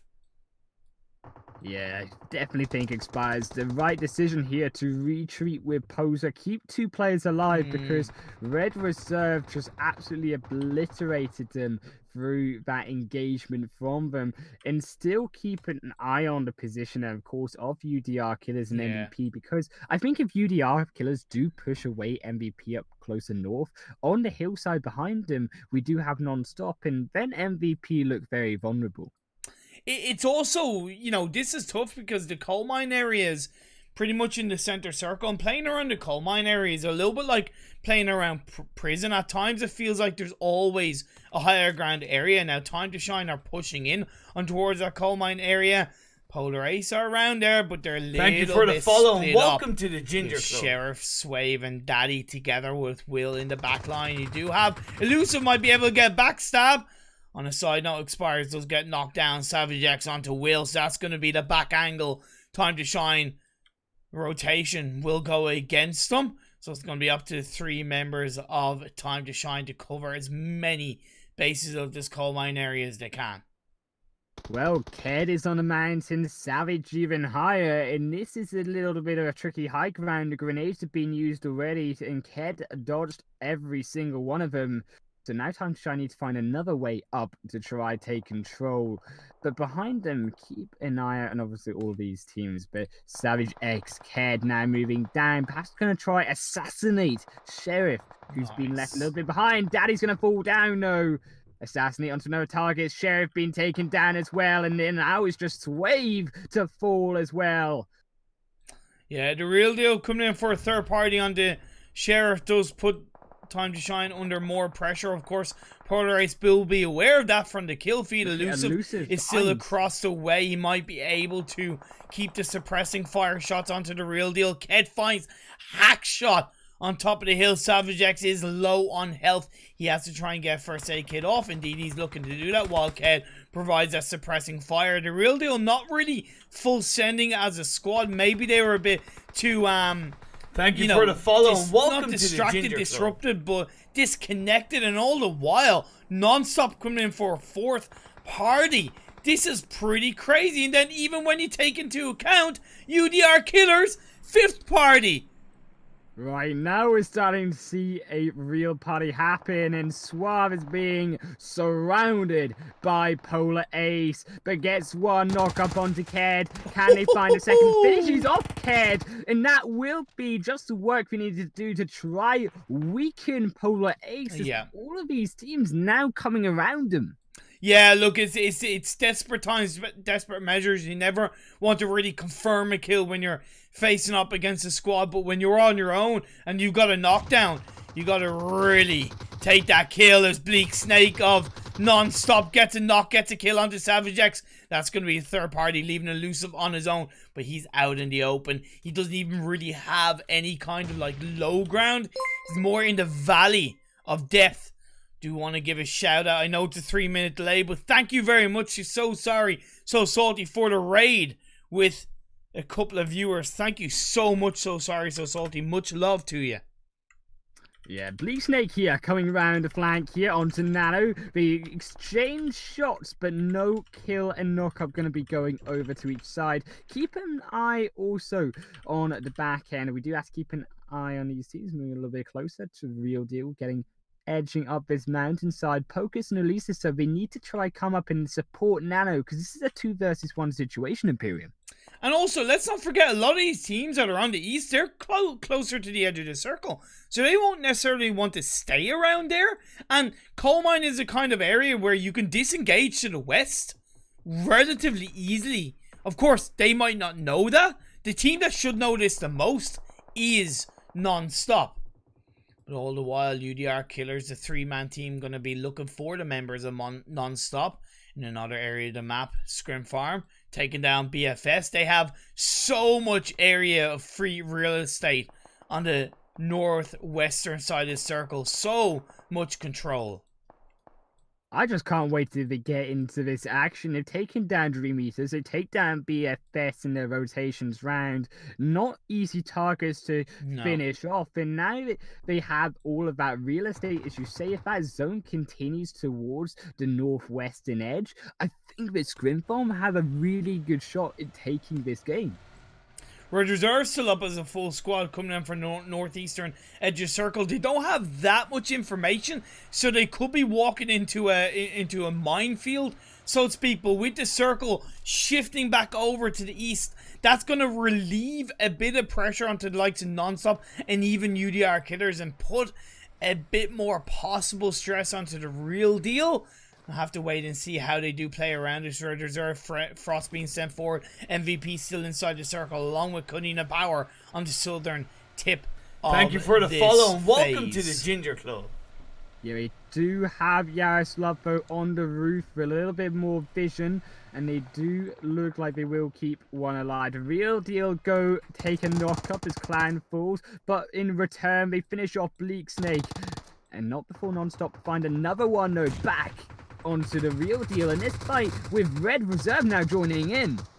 Yeah, Spray gonna be able to get a nice cheeky double knock onto the members of Nonstop. But also see Wayne being taken out. Yaroslav has been confirmed up. You talked about Red Reserve coming in. They are gonna clean up, and that's gonna be a squad wipe overall with Nonstop going out. Novas is knocked to his knees. Victor finds Hackshot.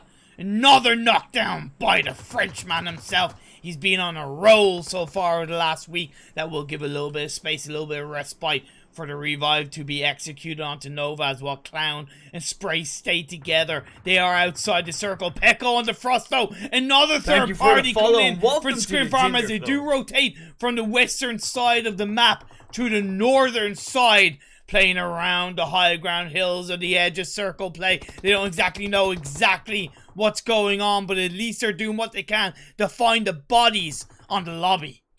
But UDR, they want to finish off the real deal now. Poker's coming in with the help of Nano, and they find one, but Poker's returned back. Now Nano falls, a Clown survives. The real deal still alive in this game, and with Scrim Farm holding the attention of Red Reserve, they might just be the ones to escape this fight. Wow, Clown gonna pull a juicy little magic trick, so to speak, make a doggy out of just a small balloon. But in comes the cavalry of UDR Killers, do players send themselves in, and that's just gonna be a clean squad wipe onto real deal. No bones about it. No mistakes, just come in full send and sayonara konnichiwa. Red Reserve will keep an eye on this. Frost being sent forward. Red Reserve did lose a player. Novas went down, and with a lovely grenade by Victor, gets the double kill on the UDR Killers. This man is on 6 kills alone, Victor, and Red Reserve are on 9, nearly double digits. UDR made such a bad mistake there, moving into first down, the real deal. Those two members that were surviving were nowhere near that fight, and with Red Reserve walking away from Scrim Farm, coming back onto the real deal before they even engaged onto them, unfortunately silencing themselves and really burying their own graves in this third game. Can we also just mention the fact that we're in, like, phase 6 and we're down to 4 teams and 14 players? This, Right, exactly. like, this shouldn't, like, let's be honest, in a normal competitive match this wouldn't happen. I don't know what it is about Vikendi and Scrims, but it brings out, like, the most aggressive in these teams. It's kind of like, maybe because with all the compounds they practice compound breaches, they practice a more aggressive playstyle. I don't know what it is, but in Scrims we just always see it happening. The good thing for Scrim Farm is that they found their way into the circle on a compound on the Thank you northern for tip the of follow circle. and welcome to the Queen of Ginger Power Club. have a 2-1 split right now with Tixie on the western side and Gonzo and Aster on the southern side. MVP are deep in the center of the circle. They've been here for pretty much the whole game, if I'm not mistaken. Right, and yes they have, and they control these rocks in the outskirts, but Red Reserve could be now the ones to upset their silence, as Gunners Woes will go down, unfortunately almost surviving, but Kalista. little bit of health, has to heal up. Kalisa's walking in, a grenade might finish him off. Yeah, Gonzo gonna be getting knocked down, getting the knockdown onto Kalista. That was to be expected, to be fair. Smoke's being thrown up by Red Reserve, might get them into the circle. Kalista is going to get confirmed and stolen away by Scrim Farm as well, I might add. Jaja onto Tixie. That's going to see Kanina Power being put under more pressure, which might give a little bit of space but it's too little too late. Red Reserve get taken out. We're down to the last 3 teams. Dixie confirmed. Axer confirmed. Kunina Power confirmed. And Scrim Farm from high up the north side of the circle takes down Kunina Power. 2 teams left. 8 players. 4v4. Scrim Farm on 12 kills. MVP are looking a lot less with this just 2 kills so far in this game for them. But the Actually, 0 advantage goes kills, to sorry. MVP. They have the building advantage. Scrim Farm have to leave their buildings to make it inside the edge of this zone. And you see now rotating round to try find a new position for Scrim Farm. Because now the MVP, they have this opportunity, this time to try take down them as they try rotate away from this base 7 zone.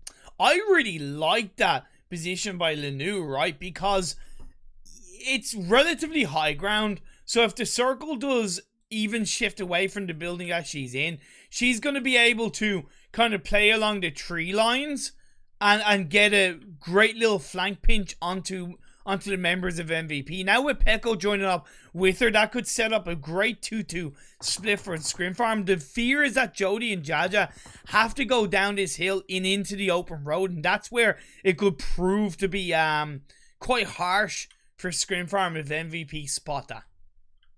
Yeah, Lanu, they're making this interesting rotation around the backside, and MVP have answered this with now Neymar coming around to the back of the compound, but with this zone pushing Lanu further in to the fight, I think that they could be at a little bit of a disadvantage, and Lanu not really going to make use of that rotation, and MVP still looking strong inside of this compound in the zone. Shots being fired by Scrim Farm.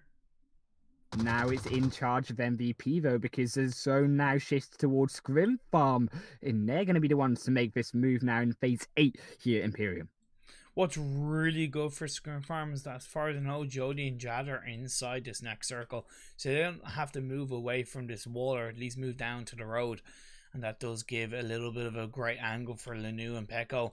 Once they do have to start moving away from the circle, they might be able to catch out the side of MVP. The thing about MVP, though, is because they've been very, very quiet in this game, they do have possibly multiple smokes. Jody knocks down Neymar. It's going to leave the time ticking down. We're in the next 5 seconds until the blue zone closes in. Scrim Farm want to close out this game very confidently, sending 2 members up. The vehicle's going to be covering up, creating that beautiful wall, using that airdrop to their side. Lanu staying on the sidelines to flank as the blue zone closes in. Tika's going to get dropped down. Jody finds and a confidence for Scrim Farm to stay in the open road to push back MVP as Danny's going to go down. Neymar and Akashi going to be left standing. At least they've been made their way into the smokes, but Neymar is going to be dropped down. Akashi gets spotted by Lanu, and that's where it all proved to be too much, and Scrim Farm close out this win with 15 kills.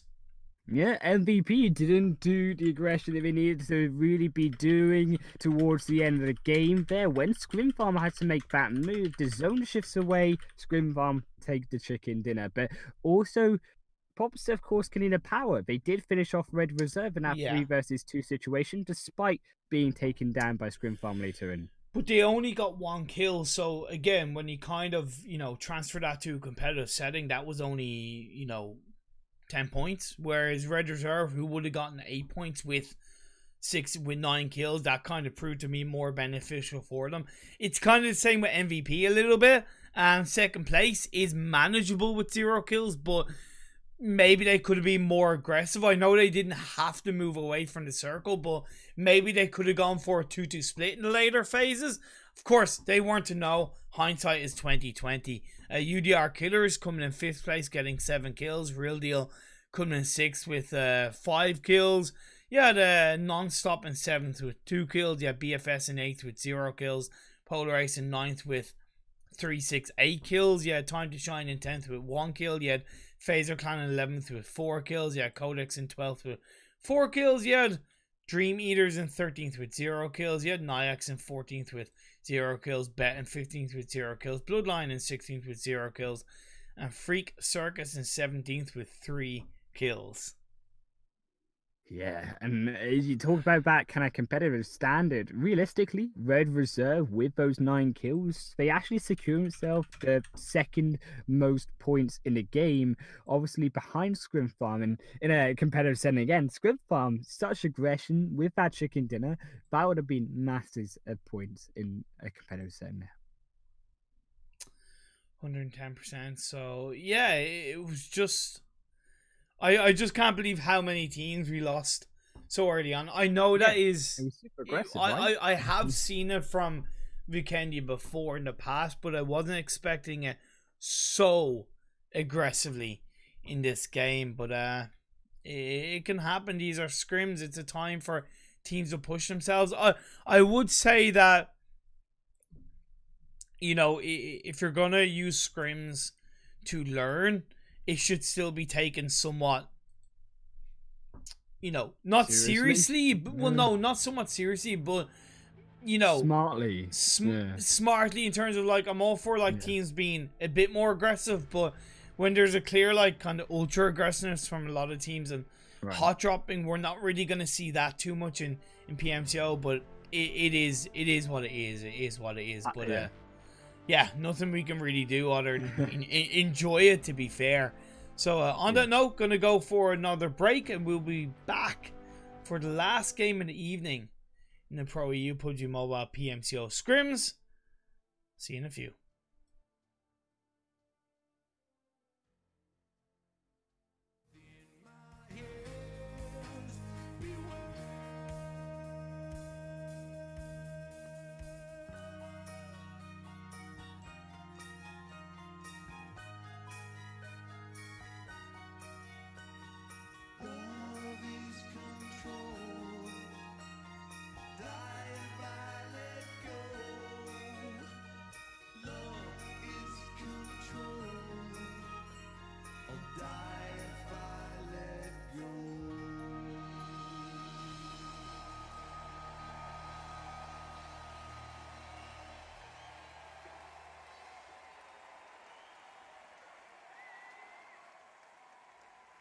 All within my hands. Very nice. Good job, y'all. Beautiful. All right, so now is a extra special moment. Really taking a risk, going way out there. I'm not sure if you remember Cliff Burton, but we certainly do. And one other person, especially in the symphony, remembers Cliff very well. Please welcome Scott Pingle to pay his respects to Cliff.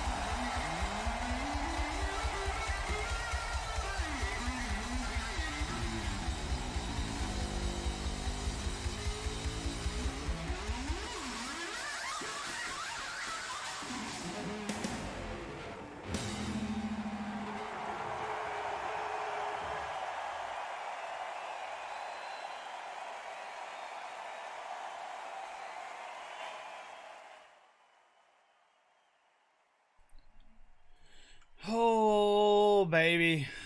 Welcome back. Last game of the evening, the ProEU PUBG Mobile PMCO Scrims with myself, Imperium, and HighlandWolf. Back over to Wrangle, my friend. Yeah, we are, and I'm hoping we'll see a little bit more close togetherness from these teams. If that's a phrase we'll use, Okay. as we did see a lot of split drops from these teams. Game number 1 games, and Fair. unfortunately, team players being picked off. So hopefully, these players will learn from the mistake. Yeah, and somebody in chat was, asking me what I was thinking of the teams after today's game so far, and I was saying to him that overall I'm really impressed with a good few of them, and he's asking me if there's any surprises, and I was like, no, I don't really have any surprises from these games from these teams because they're scrims, so I'm open to anything happening, and it's not really a true sign of how they would play in a full competitive setting. Just do my best to cast based on what I see and enjoy the moments. Yeah, well, we do look like we'll have a more open for options playing path here, as it will go from the west to the east across the center of the map, and this time Sivnovka could be an option for a couple of these teams, but likely obviously likes of Bet X will be happy with this drop location, perhaps especially UDR Killers can drop again down in Pachinki, down towards further than that phaser around Potato Hill. We saw them drop there in game number 1, and we'll have to see if they drop there again. Obviously, still no surprise that we see Red Reserve Scrim Farm going to be occupying George Paul. Oh wow, BFS are heading down towards the southwest island, where MVP normally drop. Now, MVP aren't, super not used, like they can be used to teams dropping close by to them because there can be multiple teams that split drop around this area. And so it is right now going to be one member of the side of. Okay, he's actually gone further over the way, but I'm gonna go head over to Pochinki. Fight between UDR Killers and Bloodline. The fight rages on. The first kill, the first blow has been handed to UDR Killers. Yeah, and unfortunately, they are down to just 3 members here. Bloodline have the advantage. This 2-1-1 split. Kapahala is in control of Lucy's here. Lisa's if they do manage to find Bloodline, this could open the fight a little bit more for UDR, more options. But keep in mind also a flank from Olandasu, keeping that cover fire over. So if Elisa's cannot find any kills, if they do get taken down, then it's on to Nano, on to Sandro, and UDR not looking pretty. Yeah, we'll have to wait how that one does pan out. We did see Phase 1 Circle pop up. It's gone quite heavily up north, so it is going to put a little bit more pressure on the teams down on the south side of the river when it comes to rotating. You do have, of course, the eastern side of Yasnaya to play around, and even the Everest rotation that could be pulled off. But Kapahala gets dropped to his knees for Bloodline, which does hand a bit of a chance for UDR Killers to take a bit more of an advantageous position in this Pachinki fight. I feel like Elise is making a bit of a mistake. They could now use this opportunity to regroup towards their teammates. In going for these kills, going for the first down onto Olandazu, yes, that could provide a major swing in the fight for your team, but if that revive comes out, which it has now done, you can't find these kills. You're still in the same position you just were. Kapahala did get revived up, but he is very he was very kind of narrowly behind the wall, but he's able to, with the help of his teammate and a grenade, push back Lewis enough to reposition away. So the advantage is still overall from a man point of view in the favor of Bloodline. Yeah, looking at Finn on the roof as well there. Sandro just below them. So Alanazu now going to try flank over Sandro. So the fight really swings down to the other side of this. area of Pachinki now, as Sandro will be the one now pincered by Bloodline. And this 3-4 disadvantage, their Bloodline are playing it perfectly so far. I think Nano's repositioned to the other side, and I think that's kind of going to go against UDR Killers, because where he was, oh no, okay, I spoke too soon. He was right to be reposition. He knew Norfan was on the roof, so by repositioning to the other side, he's able to get those shots off onto Norfan and secure that knockdown. Nicely done by Nano, firmly to the advantage of UDR Killers somewhat. Ulysses, he's further back. He has to join up with his teammates Nano and Sandro. Yeah, Lucis has really a pivotal moment now in this fight if they can provide peer pressure against Bloodline from behind. But equally, Nano now has to also get in the fight. Realistically, only Sandro the one that can find an accurate shot onto Bloodline currently. With Nano perhaps on one side. Thank you for the follow and welcome to the Ginger Club. Pinstring all in Orlando suit. Time to shine, gonna get a couple of knocks up, trade on to non-stop in the kill feed there. Yeah, I'm gonna keep on towards this fight. Sano does indeed choose to use a shotgun to get the killer blow onto Bloodline. 3v3 right now.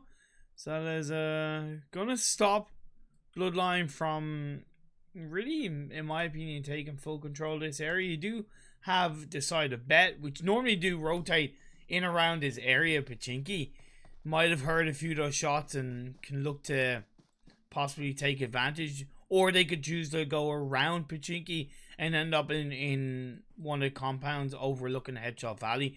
Because the thing is, with this phase 1 circle and the river in play, there's no guarantees on which side of the river it's going to go to, so you really have to pivot yourself in a position where you can possibly go either side. Right, and we do still see now a triangular formation going to come out from UDR Killers as they find a knock-up and finish off with the help of Bet onto one line of Bloodline there, with Will lose, unfortunately, Kapahala. And now this opens the door for UDR with Bet's help, making this a 2 versus 3 situation in favor of UDR Killers now.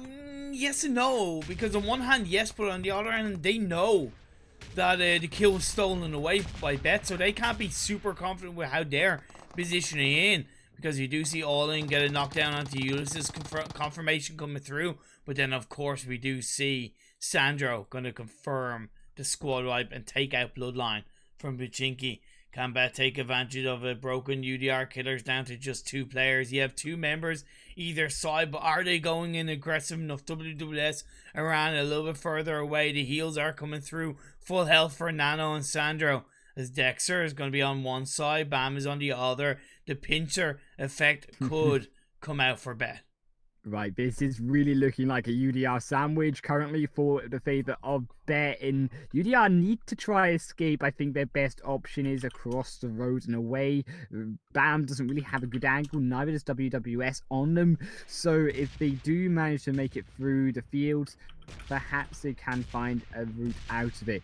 But the red zone, keep in mind, still going to pull these players away realistically from trying to make any moves outside of buildings. I made the classic mistake of not having the in-game scene on. I'm gonna blame you for that, Kappa, but at least it wasn't too much. It was only like 8 minutes and only one team went out. It's okay, guys, you didn't miss much.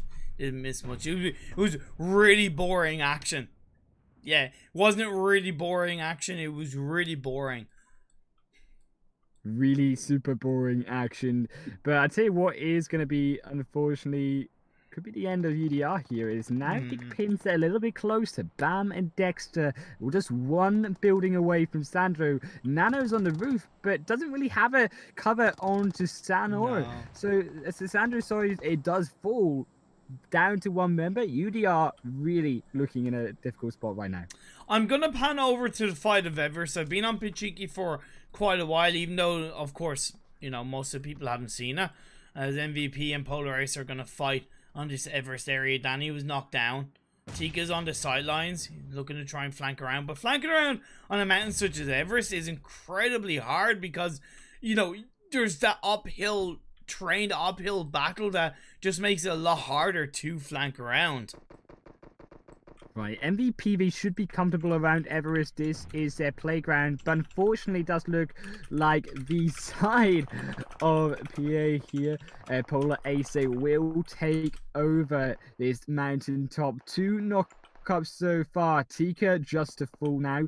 We'll try and make their escape down the cliffside. Yeah, it seems like it was a bad call for MVP, and that's gonna put them under a lot of pressure. The fighting red reserve is Dream Eaters are gonna be going in on towards them, although will they close out on top? I believe no, not quite. Not quite. It is just one player left standing. Frost from Red Reserve just jumped down from the building. Gonna look for Meku. Gets a few shots on. Victor is held down. It's Victor that's been spoiling a couple of these players, but now it's gonna come down to Frost on his own. He's gonna confirm that kill. But because he had to try and reload the gun, Hypic, Matic was able to get that squad wipe, and Dream Eaters will survive. Dream Eaters, they needed to survive here. They had a miserable third game, and now in game 4 they pull it back, but unfortunately do lose Meku and Toffee, so they aren't going to be nearly as aggressive at Dream Eaters as we want them to see, as we saw them be in game number 1. And as you say, this zone is going to close in a couple minutes, and finally then we might be able to see where these teams will have to rotate to. And I definitely think in favor of this phase 2, the north zone, I would argue, is slightly better because you do have the hilltops, you do have a little bit of escape away from Roshawk, and I think we do see that played out by these teams for in the north side. Naix getting super close to Scrim Farm. Phaser Clan have a lot of space on their own. Kunina Power coming in on the edge of Everest, but Gonzo's going to be across that bridge, maybe, you know, trying to secure a bit of a spot on the north of the river, but he is out in the open, so that's something he'll have to be aware of. Codex going to Roshawk is pretty good, but they've got to make sure that they stay on the northern side of Roshawk so they get as much information on that river line as possible coming into the next phase. Right, especially considering that Phaser Clan here are making that rotation in. That could be the fight versus Dream Eaters. Later on, we might see that Codex need to be keeping an eye on also inside the kill feed. I'm going to be interested to see how the side of Polar Ace make their way through into the north side, but it does look like Naix, they found Scrim Farm. Yeah, Jody being knocked down by a beautiful grenade. Members of Naix do have that hilltop side that they're able to peek and shoot from.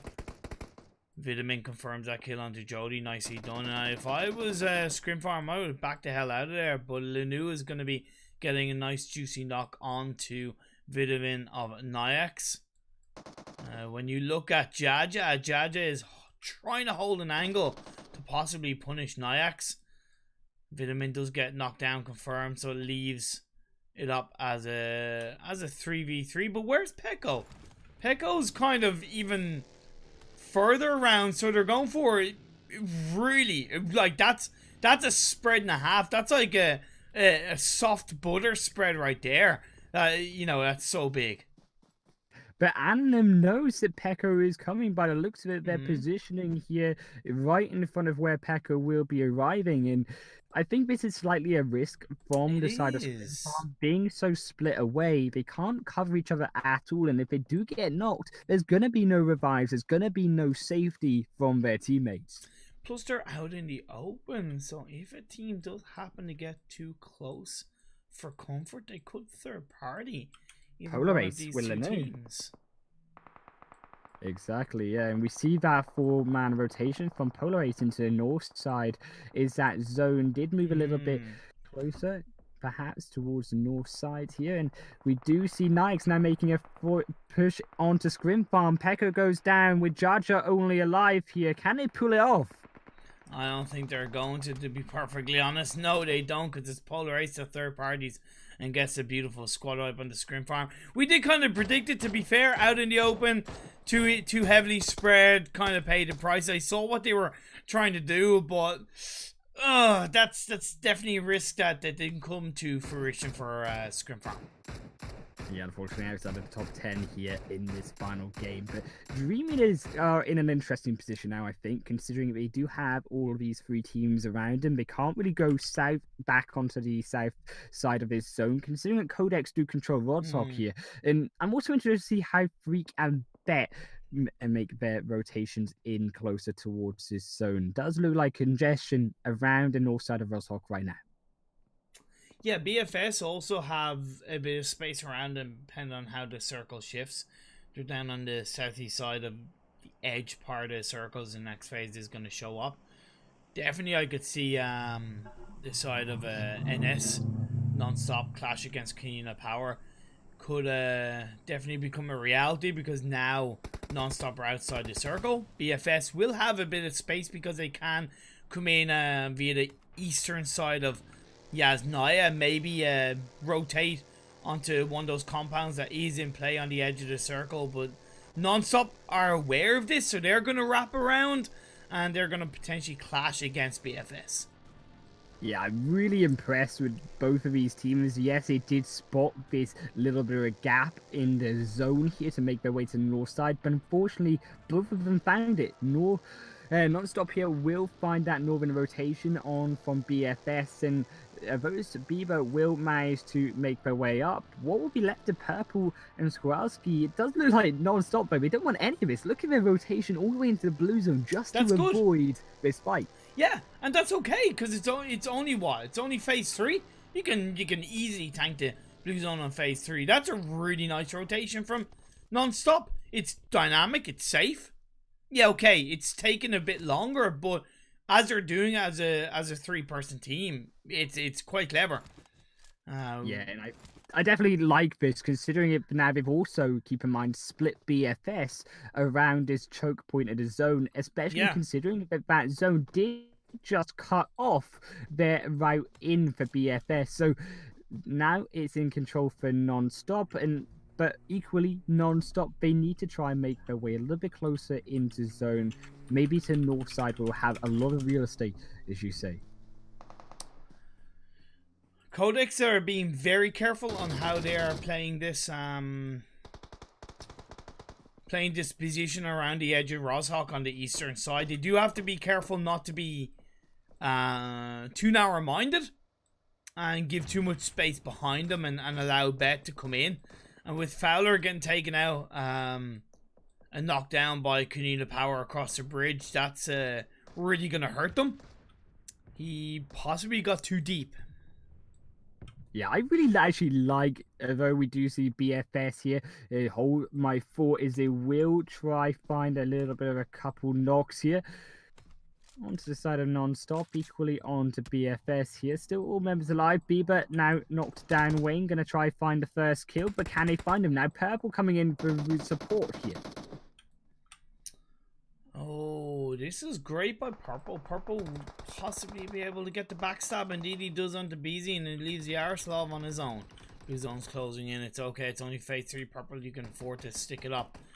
Shelby gets down Wayne. That's going to be a squad wipe. Non-stop have been taken out. I think non-stop simply made the mistake of not going past BFS and getting into the circle. Instead, they tried to stop by the edge of the circle to put pressure on the BFS, and they paid the price.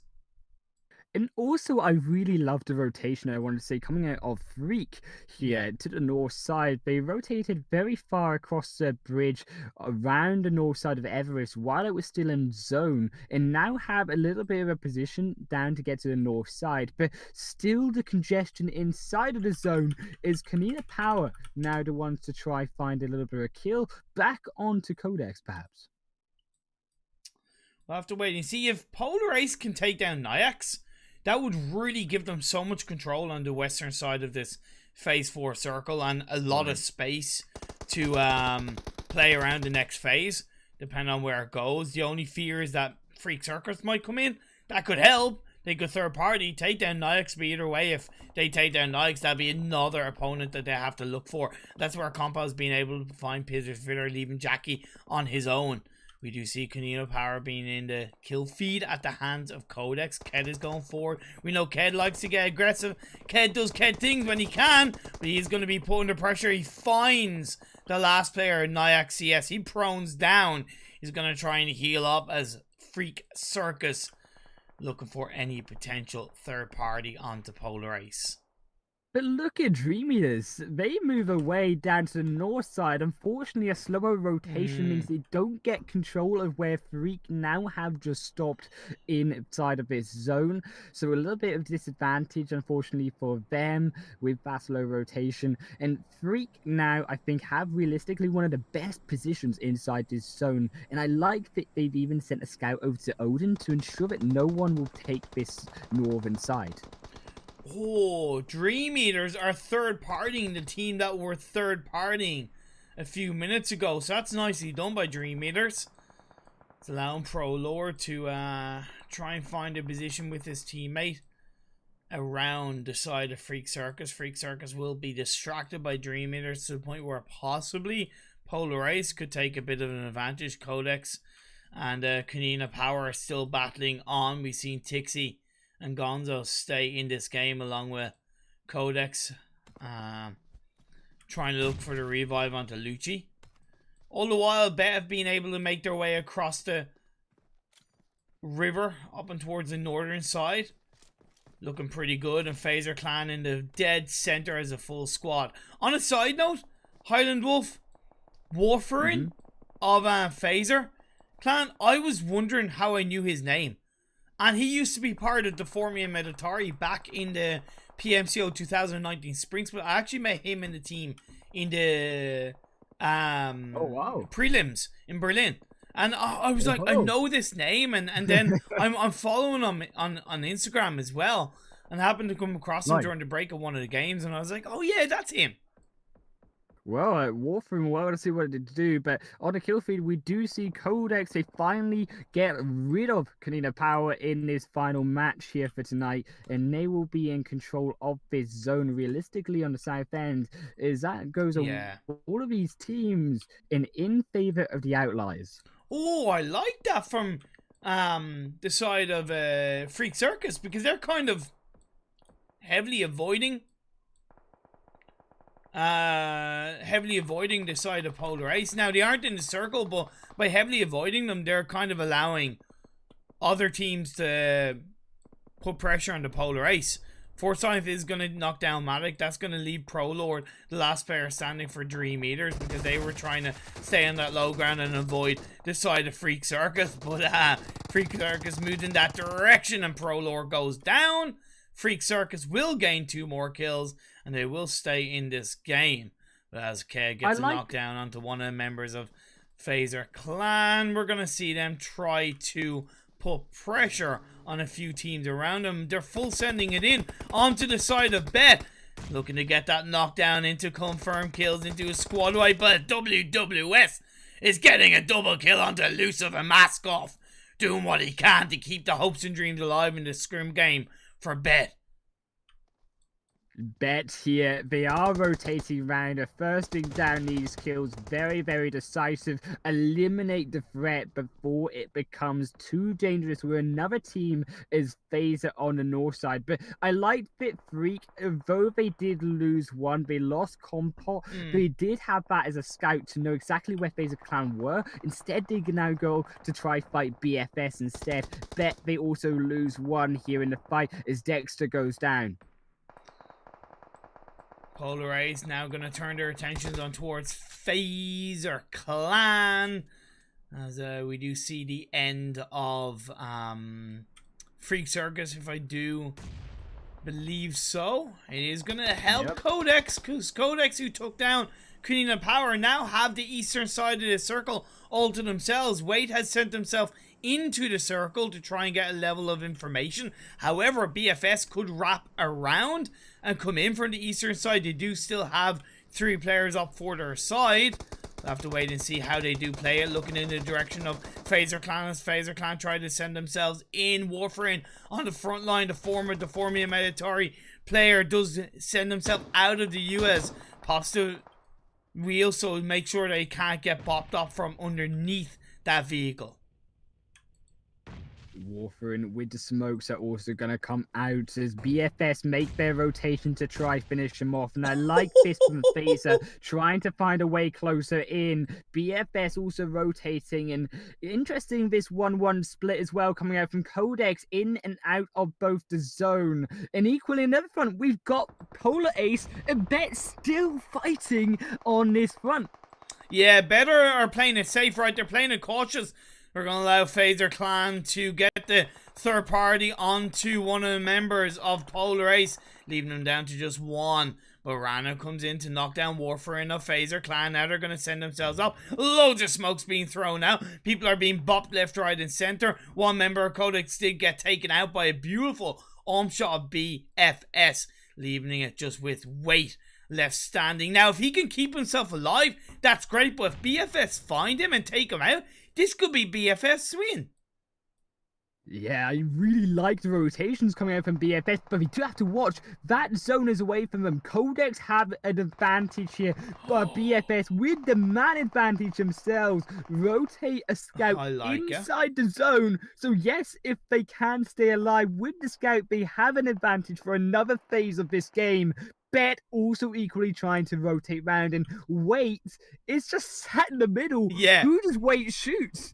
Well, he doesn't shoot at all. He lets them try to shoot each other. What I love about Bet is that because it's low ground and it's inside the circle, they just avoid Polar Ace, because that when it comes to the late stage part of the game, being on the low ground is much more advantageous, and they're thinking, hey, we're better off just getting a nice spread inside the circle, down on the southern side, and then we can take players out left, right, and center. That does kind of help Polar Ace, because Savage X was able to get revived up, I believe, and then he got a knockdown onto one of the members of Phaser Clan, but Phaser Clan comes in to squad wipe and take down the side of Polar Ace. 4 teams left standing: BFS, Phaser Clan, 1 remaining sole survivor, Codex, and Bet.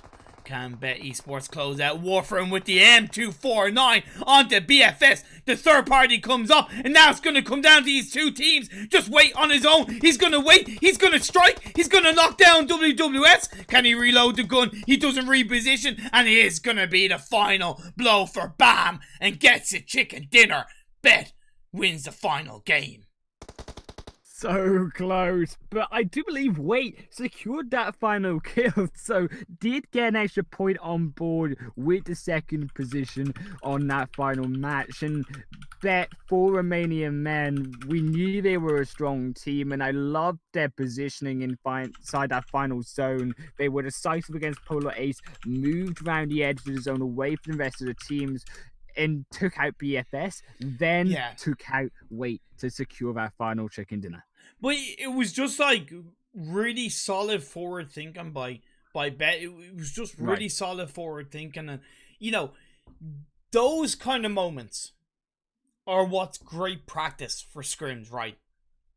You know, really, when you think about it, the late game moments is what is so important for most teams, because when it comes to the late game, it doesn't really matter if the early game has been super aggressive. It doesn't really matter if the mid game has been super aggressive in scrims. 9 times out of 10, when it comes to the late game, you're seeing a little bit of a similar pattern of 5, maybe 6 teams, 7 kind of thing. And how you play around those circles of phase 5, 6, 7, and 8, that's what helps you practice and prepare, learn, and get better for the true competitive games.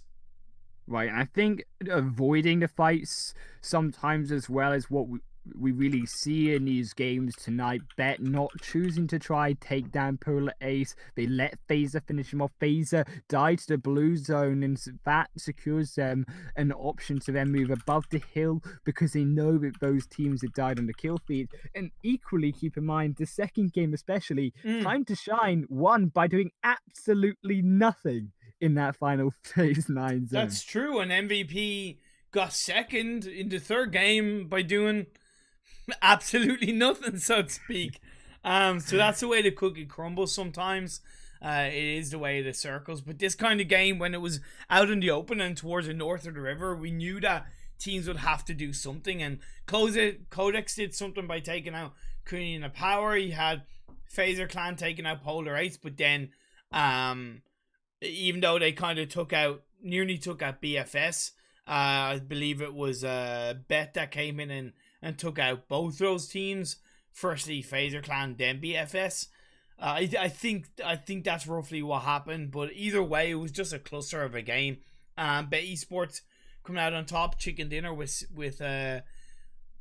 7 kills. You had Codex in second with 6 kills. You had BFS in third with 8 kills. You had Phaser Clan in fourth with 5 kills. You had Polar Ace in fifth with 11 kills. Definitely a good amount of kills for them. Freak Circus in sixth place with 3 kills. You had Dream Eaters in seventh with 4 kills. Kanina Power in eighth with 2 kills. Naix in ninth with 2 kills. You had Non-Stop in 10th with 4 kills. You had Scrim Farm in 11th with 1 kill. You had Red Reserve in 12th with 2 kills. You had MVP in 13th with 0 kills. UDR Killers in 14th with 4 kills. Time to Shine in 15th with 0 kills. Bloodline in 16th with 2 kills. And The Real Deal in 17th with 0 kills. Yeah, and that will be all 4 games here tonight. And I tell you what, it was a really interesting couple of games, especially looking back, as I say, to that second game. What a treat that game was for us in Picado, and what a good couple of games these have all been. Yeah, so who was the winner of the first game? Red Reserve. Game Red 2 Reserve, was won Time to by Time to Shine. Yep. Game 3 was won by Scrim Farm, and then Game 4 Yep. was won by Bet. And I like when scrims are won by 4 different teams, to be honest. And even though it's not always about who wins the game, of course, consistency is always going to be valuable, whether it's scrims or competitive settings. But yeah, really, really good games today. Yeah, have to agree with you. Yeah. So yeah, on that note, I'm going to end it here for today's broadcast. Thank you very much to everybody for tuning in and for the support and for the follows, the host of So Sorry So Salty. Really appreciate it. I hit hit 1,900 followers, so that was nice. I really, really appreciate that. And where can people find yourself, HighlandWolf? Just at HighlandWolf_ on Twitter, or just look up HighlandWolf, you'll find me there. Awesome stuff indeed. You can of course find me on all social media platforms between Twitter and Instagram. Instagram and Twitter are at EVT_Imperium. You can find me on YouTube as well at youtube.com/Imperium1. All my socials will be on this outro, and on that note, have a lovely evening. Look after yourselves, boys and girls. Stay safe, stay awesome, and catch you on the next one.